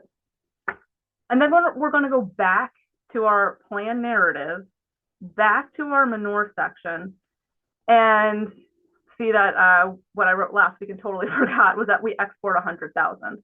So you're either going to put that sentence in there that we um, generate 1 million gallons, but we export 100,000 or 200,000 or whatever it is. But just make sure that that is reflected in your narrative if you are exporting.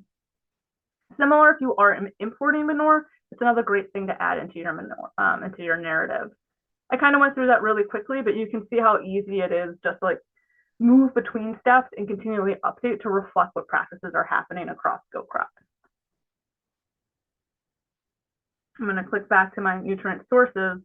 And now that I've added a nutrient source, I have a different view here, right? Where I've got the name of my nutrient source pit, that it is manure, and I've got 900,000 gallons.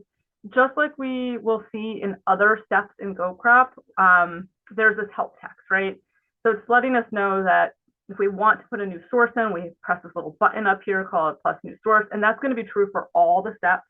It was also true for our plan, right? When we first started, like plus new plan. We talked a little bit about filters, I think, or I guess this is the first time that we have this filter option. I'm not going to talk about those too much right now because they're not particularly applicable in this step, but we'll get to that a little bit later. And then it also talks about the ability to make multiple nutrient changes to source to the same, sorry, make changes to multiple sources at the same time. Again, that's a great functionality that GoCrop has, but it's not particularly useful in this step, and we'll get to that in further steps. If you've created, this is the last little piece of the help text here, but if you've created a nutrient source that was a mistake, you can always omit it from your plan with this little minus button. You cannot delete it. You can just say, you know what, it's not a part of my plan this year. And if you do omit it, maybe on purpose or maybe on accident, with this little minus button, we'll get this screen back and it will say, well, do you want to add anything back? And so you can always add your nutrient sources back in. For me right now, I don't want to see this help text. I think it kind of clutters up the screen. So I'm going to close it by pressing this X button up here. But if at any time I want a refresher on what that actually was, I'm going to come down to this little circle and question mark and press that, and it'll let me know what it is. I'm going to dismiss that, keep that there. And now I'm going to add a few different fertilizers. But that's to say, as you're working on the step, if you have multiple pits, multiple stacks, keep adding those manure sources. If you're importing manure, add that source here as well. One of the things that I continually forget about when I'm going to add a fertilizer source is that, you know, it looks pretty similar. So I start putting in the name, but I forget that up here is a drop-down menu, and I actually want to change it from manure to fertilizer. And now my form changes. It gets a little bit shorter because there's a little bit less to put in here. So I'm going to put one of my fertilizers I use is urea, that it's dry. I have these types that are options. It's liquid, gas, or dry. My urea is dry. I don't have any notes I want to add with this. And then I have these bottom pieces that say, hey, if it's not a synthetic fertilizer, which urea is a synthetic fertilizer, choose one or more of the following: that it contains an organic, it's nitrogen, it's organic amendment that contains nitrogen, or contains biosolids. And by organic here, we don't mean organically certified. We mean it is carbon-based, which urea is not. So we're just going to click save. I'm going to add a new source. Again, I'm going to put another fertilizer here. Say this is nitan. This one is liquid. Again, it's synthetic, so I'm going to ignore that bottom piece. Save. And I'm going to add one more here. Again, for fertilizer, I need to go up to the drop-down menu, choose fertilizer. And then for this one, I'll say, you know, it's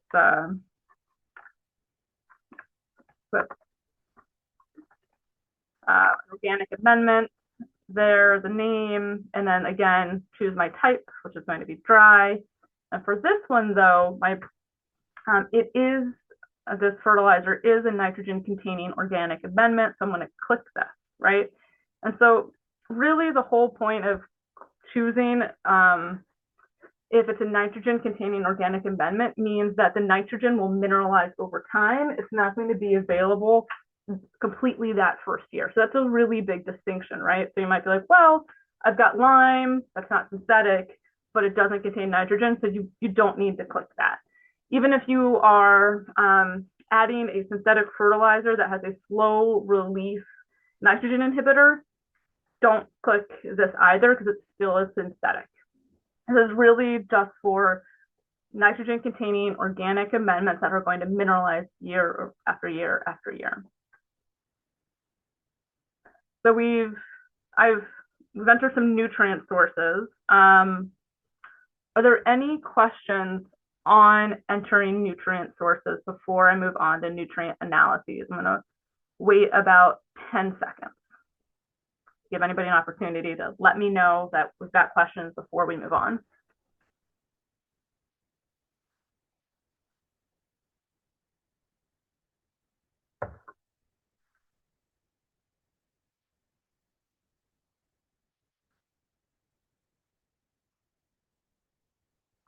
All right, seeing nothing there. If at any time you look at these and you think, oops, I need to make an edit, I need to change something up, it's not quite right, you can always click on it and edit anything in the form. So lowercase and then click apply from 2026 onwards. Just a note on this, this is basically just saying we're saving it. That's what it's doing. Okay, so once we're done, you can go back to your list view over here. This is one of the first times now that we have a list of multiple things that we can cycle through. And so you'll see this layout a lot in GoCrop, right? Where it's telling me we're in the nutrient sources tab, it's telling me what I'm looking at. And then we have these two little carrots so we can start cycling through to see each one of our nutrient sources without having to go to the full list. One of the other things you'll notice in our list is that it's showing us different descriptions of that source. And we'll see this again throughout GoCrop, right? Where we've got the name of it, what it's associated with, whether it's manure or fertilizer, because we're nutrient sources, and then either the gallons or the type that it is. And then we have this complete over here, right? And this is something that hopefully you remember from the plan narrative, that if something's not quite done, it will say incomplete. So for example, if I come here and I don't even know if it'll let me do this, I have to keep that in there. If I add a new source and I save it, it'll say GoCrop will let me know that it's incomplete. I haven't totally finished it. Now remember I said that we could omit things, but we can't delete them. So from here, I can omit it because I don't want to see pit 2. I kind of just made that just to show you as a demo. And if I do omit that, what you do see now in this list is that it's telling me that I've hidden something with my filters, right? And now it's showing me only things that are included in my plan. So if you omit something and you're like, I kind of want to see what that is, maybe I want to bring it back. One thing you can do is clear all your filters. You'll see it come back. It'll tell you it's not included in the plan. You can bring it back by pressing this little plus button. I think you can kind of clutter up the screen to see things that aren't a part of your plan. So in order to remove this from my list, I'm going to click this filter button and I'm just going to say, you know what? I want to see just my nutrient sources that are included. And now I'm back to the screen showing me what's included and that one is hidden. All right, so now we'll go on to nutrient analyses and we'll add nutrient analyses for each one of these. And to do that, we'll move on to the next step. And again, GoCrop just has some help language here saying, you know what, if you don't have the analyses right now and you want to come back to this, that's fine, you can keep going. But for right now, we're going to pause here and we're going to go through entering each one of these. And I'm going to close my help text because I think I understand it pretty well and don't need to do that right now. So this looks really like our nutrient sources page layout, right? We've got our name, if it's manure fertilizer, more description, and then all of these say that they're due for test because we haven't entered one in yet. So let's do that. Let's start with our pit and enter our first one in. And to do that, we'll click on the row. And we have this screen that looks just like our nutrient sources, but again, we're in the nutrient analyses tab. We've got our nutrient source name, and then we can keep scrolling through. And instead of saying complete or incomplete, it says due for test. And to add a test, just like throughout the rest of GoCrop, we'll go in the upper right-hand corner to add a manure test. And now we have this form, and we're going to fill it out. That's a lot of what GoCrop is filling out these forms. Because I clicked on pit, that's the manure source that it defaults to, but if you click this, you can see what other manure sources you might have. But we're going to stay with pit because that's the one we've got. Here, we're going to enter our sample date, which may be different than the dates you see on your manure analysis report.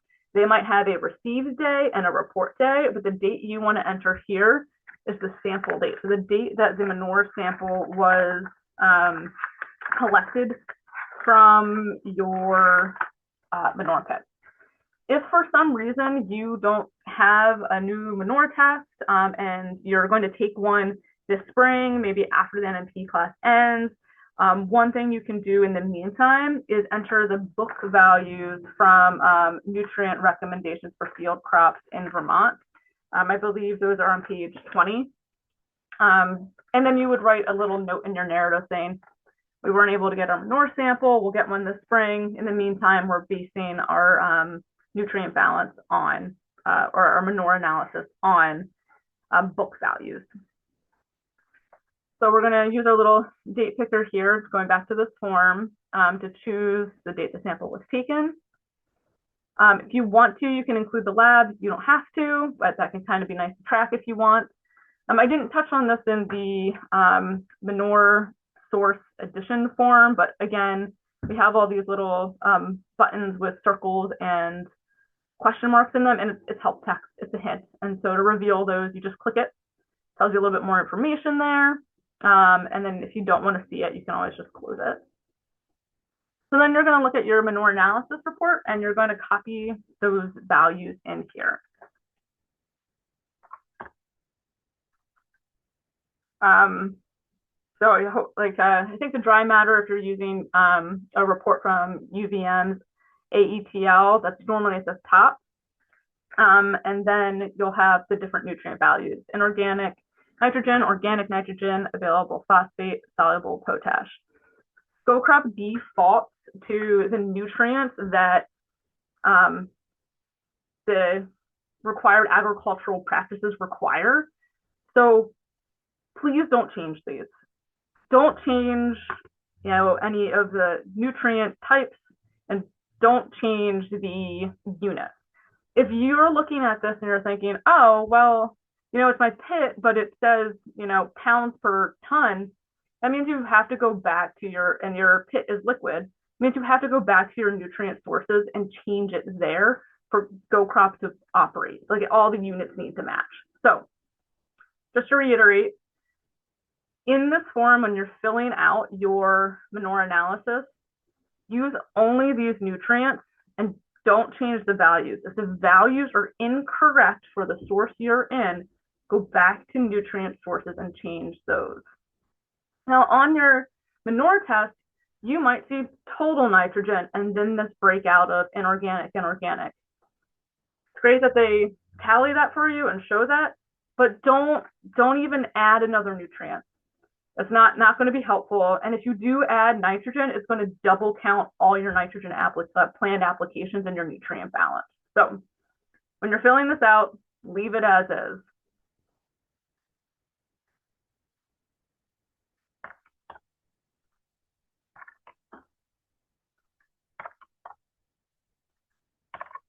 And when you're done entering your manure analysis, you'll click Save.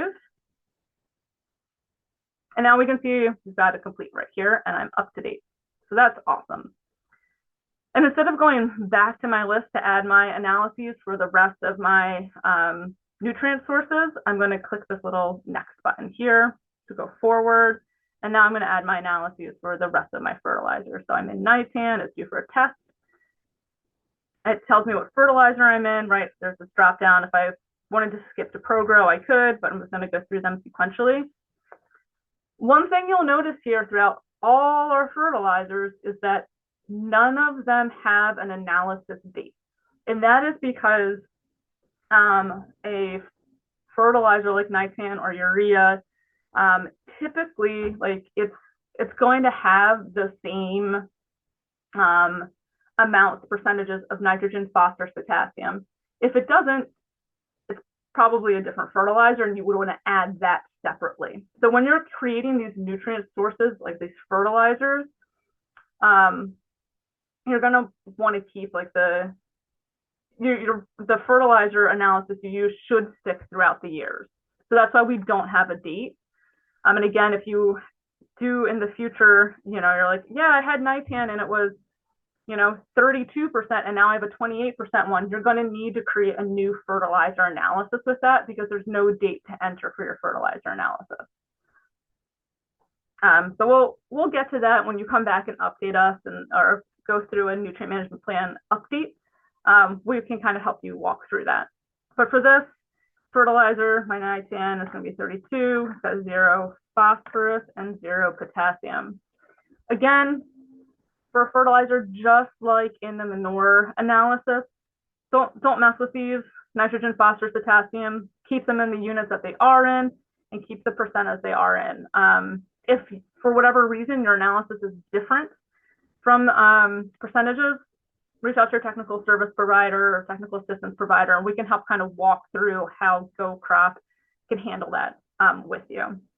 Now, you might have a fertilizer too that has a micronutrient. And if that's something you want to keep track of on your farm, you can add another nutrient there.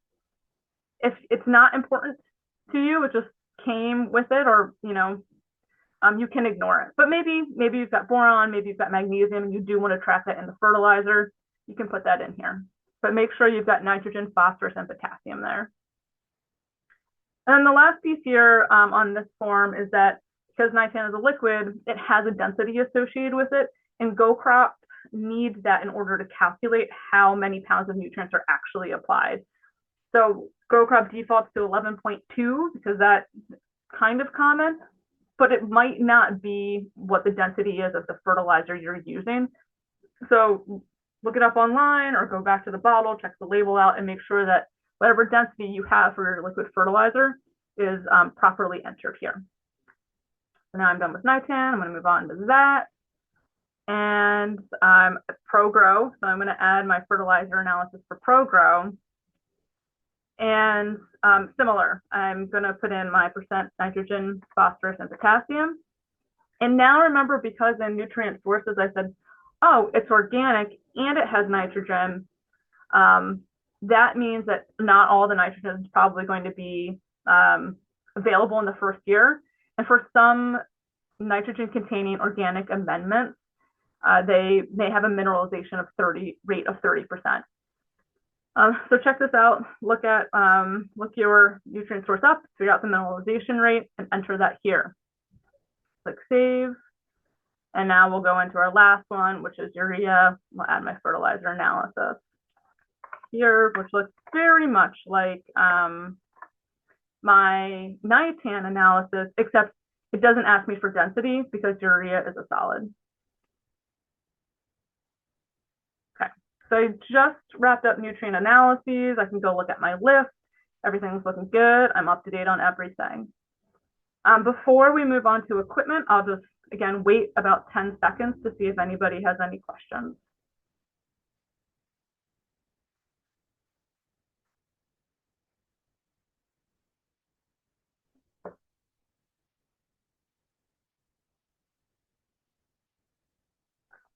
Okay. Seeing none, we'll move on to the next step. This is equipment. Just like in nutrient sources, because we don't have anything entered, we don't have a list view, it just pops us to our first form to fill out.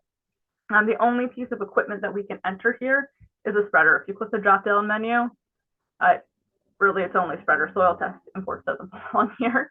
Um, and with a spreader, it's really important to enter all the spreaders that will be used on your farm, whether that spreaders you own or if you have custom operators that work that come and spread manure on your farm as well. You don't need to necessarily worry about if you have particular equipment for spreading fertilizers. You don't need to worry about that here. This is really just for manure right now. So you'll choose a name that makes the most sense for you. We've got some help text here. I'll display that.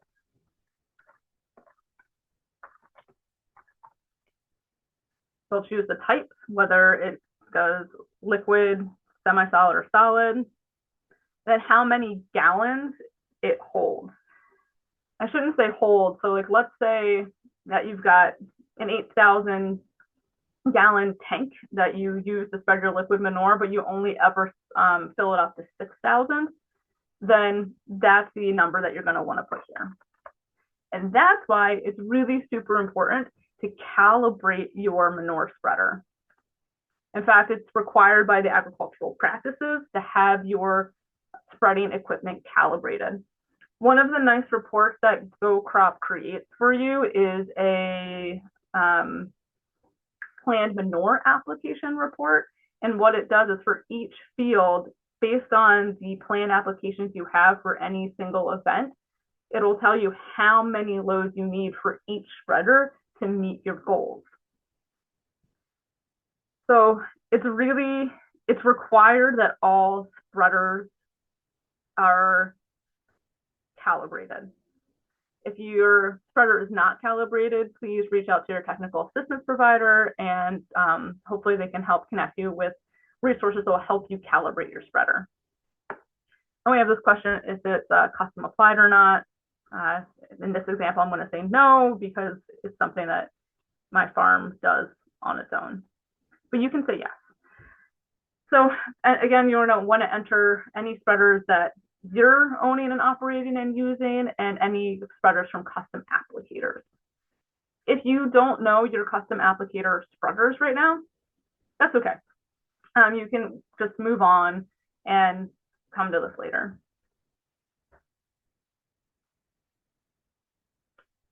One of the other reasons why it is important to enter any custom applicator spreaders as well is because they might give the record of what they've spread to you in loads, and GoCrop can help do that math of how much that ends up being per acre. But we can't do that if we don't have the spreader information entered. So here we are, we got our equipment. I've just got one here. We got the help text now that we filled out the form, but this page looks very similar to anything else that we've seen in the last two pages, or steps, I should say.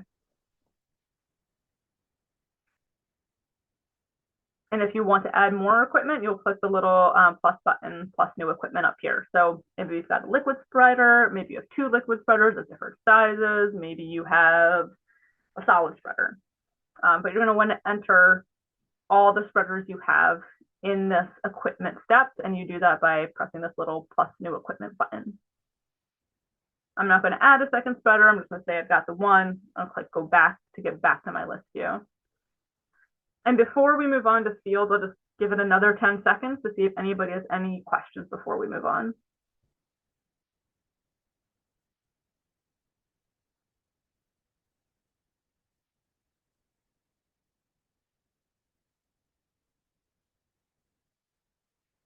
All right, I'm seeing 0 questions, so I'm going to click fields right here.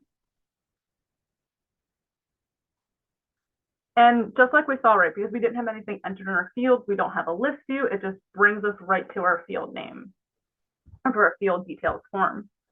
We've got a bunch of help text here, so I'll just open all of that up. But basically, we have 2 different identifiers for fields. We have names that you might commonly call it, and then we have the track and field numbers. If you use the track and field numbers to identify your field, just typically you can repeat them, or you can just put your track and field number in here and ignore the field name first entry here. But you have to have one of them to move on to save the form. But I'm going to put both here. So I'm going to put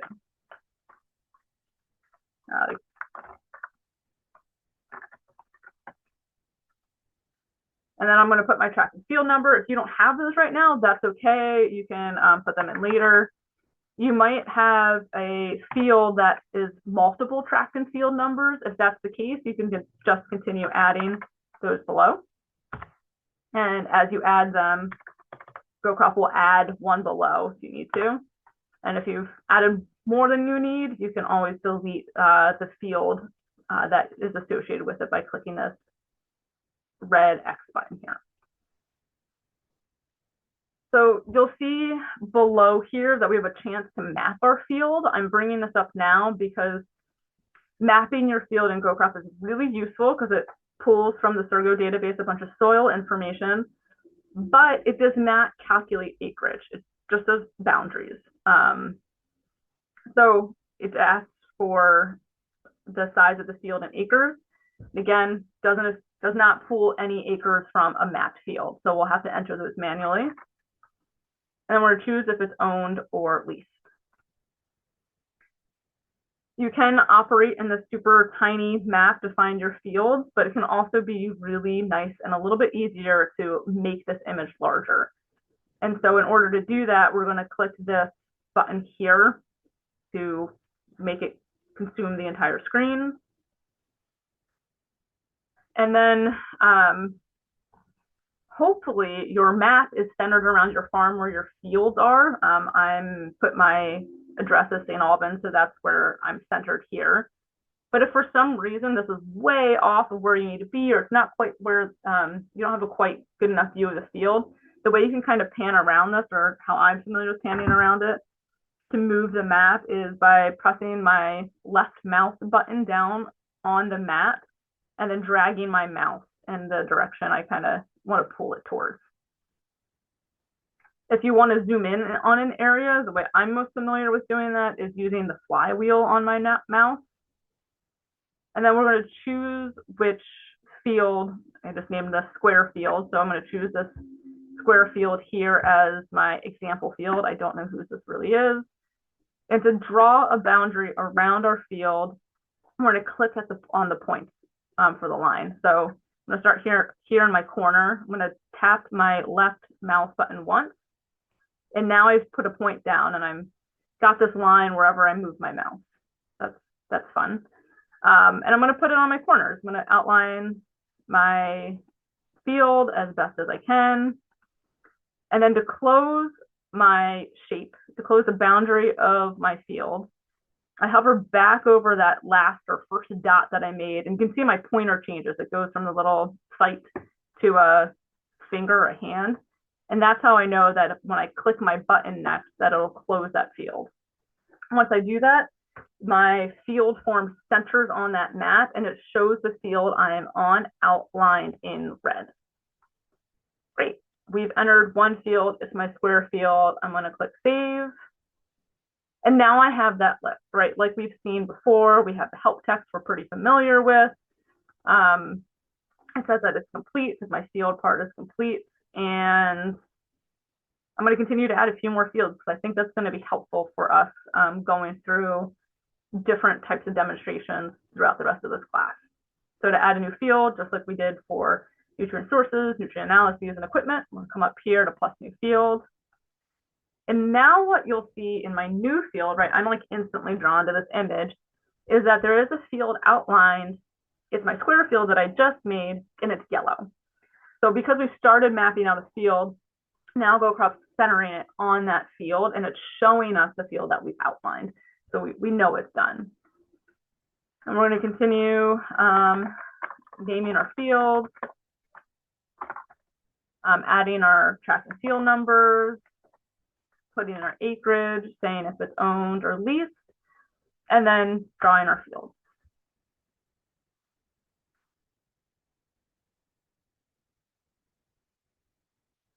So for each dot, right, I'm clicking on my mouse to put that point down. Then I click save, and add another one. And your field names might be, out behind grandma's, across the street, behind the barn, like whatever you most consistently call that field name might make the most sense to put in the field name here.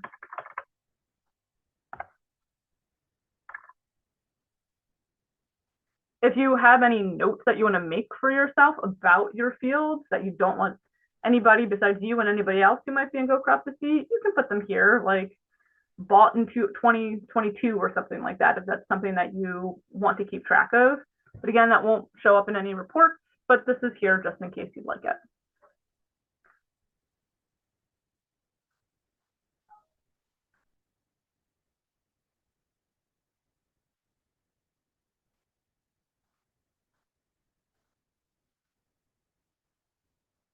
Okay, and I'm gonna do one more.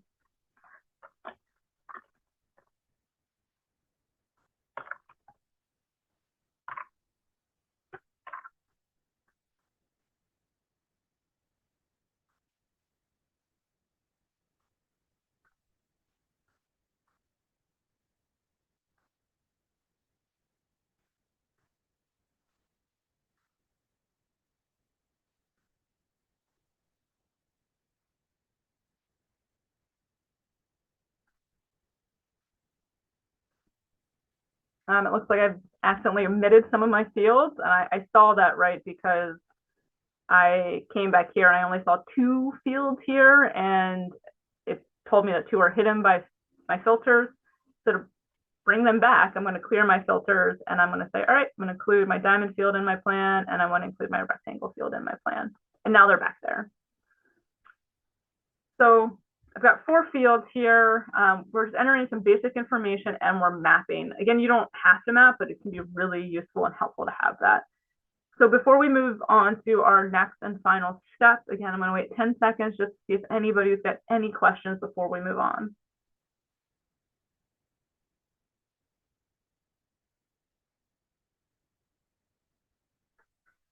One thing I am noticing in my own entry here is that I have 2 tracks that have the same field name. And this can happen. Maybe there is a field that FSA had as one large field, and then I'm ending up, moving it into management with another adjacent field. And if that's the case, one thing that can be helpful to do is say, like, this might be 3 north, south, east, or west. I'll save that. And then this one might be, 3 south or something like that. So that can be helpful if you have the same field for multiple fields to kind of break that up a little bit of which part of the field belongs to that field, or which, I should say, FSA tracking field number belongs to that part of your field. So hopefully that makes some sense. But I guess I'm trying to say is that if you have the same FSA tracking field number, and that number is used for multiple fields in your plan, it's really helpful to delineate, maybe directionally, which part of that FSA field number goes with which part of the field that you're calling or you're connecting it to. We're going to move on to our last step, land info, which you can get to by pressing land info here or move on to next step. And right, we can see that we've been in a bunch of steps because they're kind of like outlined here. And we know which step we're on because it's filled in right here. And there's a bunch of steps we haven't even touched, and they're just left a little hollow and uncolored. So click on land info. And now we're going to include all the land information for the fields we just entered. So if you come back here next week and you're in land info and you're like, shoot, I forgot to add a field, I can't enter my land info for it, no big deal. We'll just go back to field, add your new field here. Now we're going to be in land info. And in general, I'm just going to open this up here.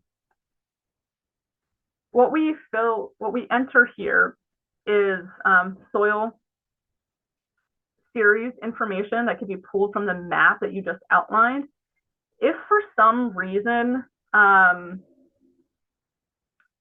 I guess I should say, if you did not map your fields out and you don't want to, you can still have Sturgo, or not Sturgo, but you can still choose your dominant soil type from a list of a drop-down menu, even if you don't have it mapped out. So if you're not planning on mapping out your fields, that's fine. You can still choose from this drop-down menu.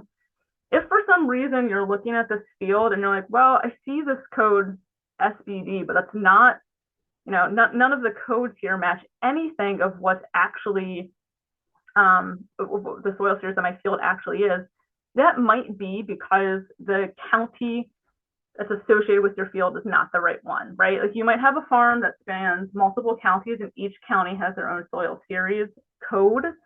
So in order to change your county, you'll just click change county, choose that, and then we'll have the dominant soil type and it'll change the soil series codes you have access to.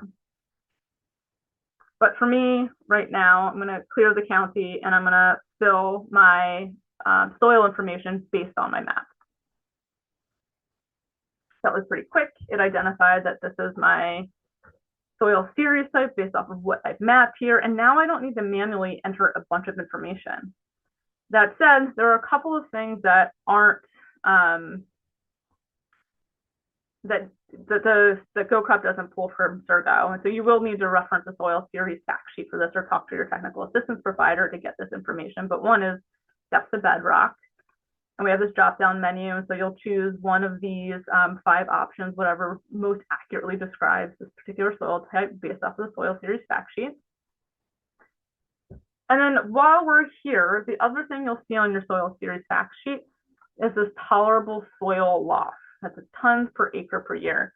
And basically what this is that it's the amount estimated that can be lost from your field and still the field will still remain productive.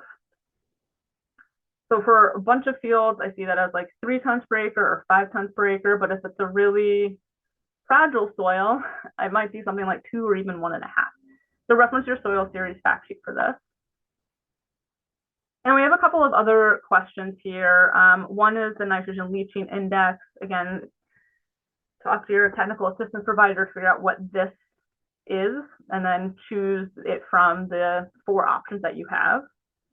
And then we have these other questions too, which is the elevation, which you can sometimes find on, I think, Google Maps, but hopefully your technical assistance provider will have this information for you. And then distance to stream. So this is how far the closest edge of your field is to the nearest stream. The minimum amount here, and I think Heather was touching on this, should always be 25. It can be greater than that, but you shouldn't have anything less than 25. Even if your field is right next to that stream, you're still going to have a setback of what you're applying by 25 feet, because there needs to be a 25-foot buffer. So look at a map. Maybe your technical assistance provider has this information for you, but in general, the minimum amount for distance to stream is 25, but it can be much greater. It can be as great as 1,000, 1,500, but you want to put that number in here. Once you have all this information filled out, you'll click apply from 2026 onward. We save that. It says complete up here. And we're going to roll through and do that for the rest of our fields.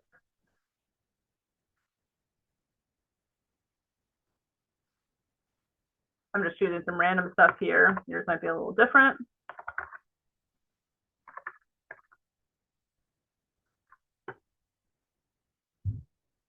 And just again, right, like I'm scrolling through here using these little caret buttons. But you can always go back to your list to see what's there, what's complete, and what has yet to be done. So I think that wraps us up for our land info for our last step here that we're going to cover today. Are there any questions before we move into breakout rooms?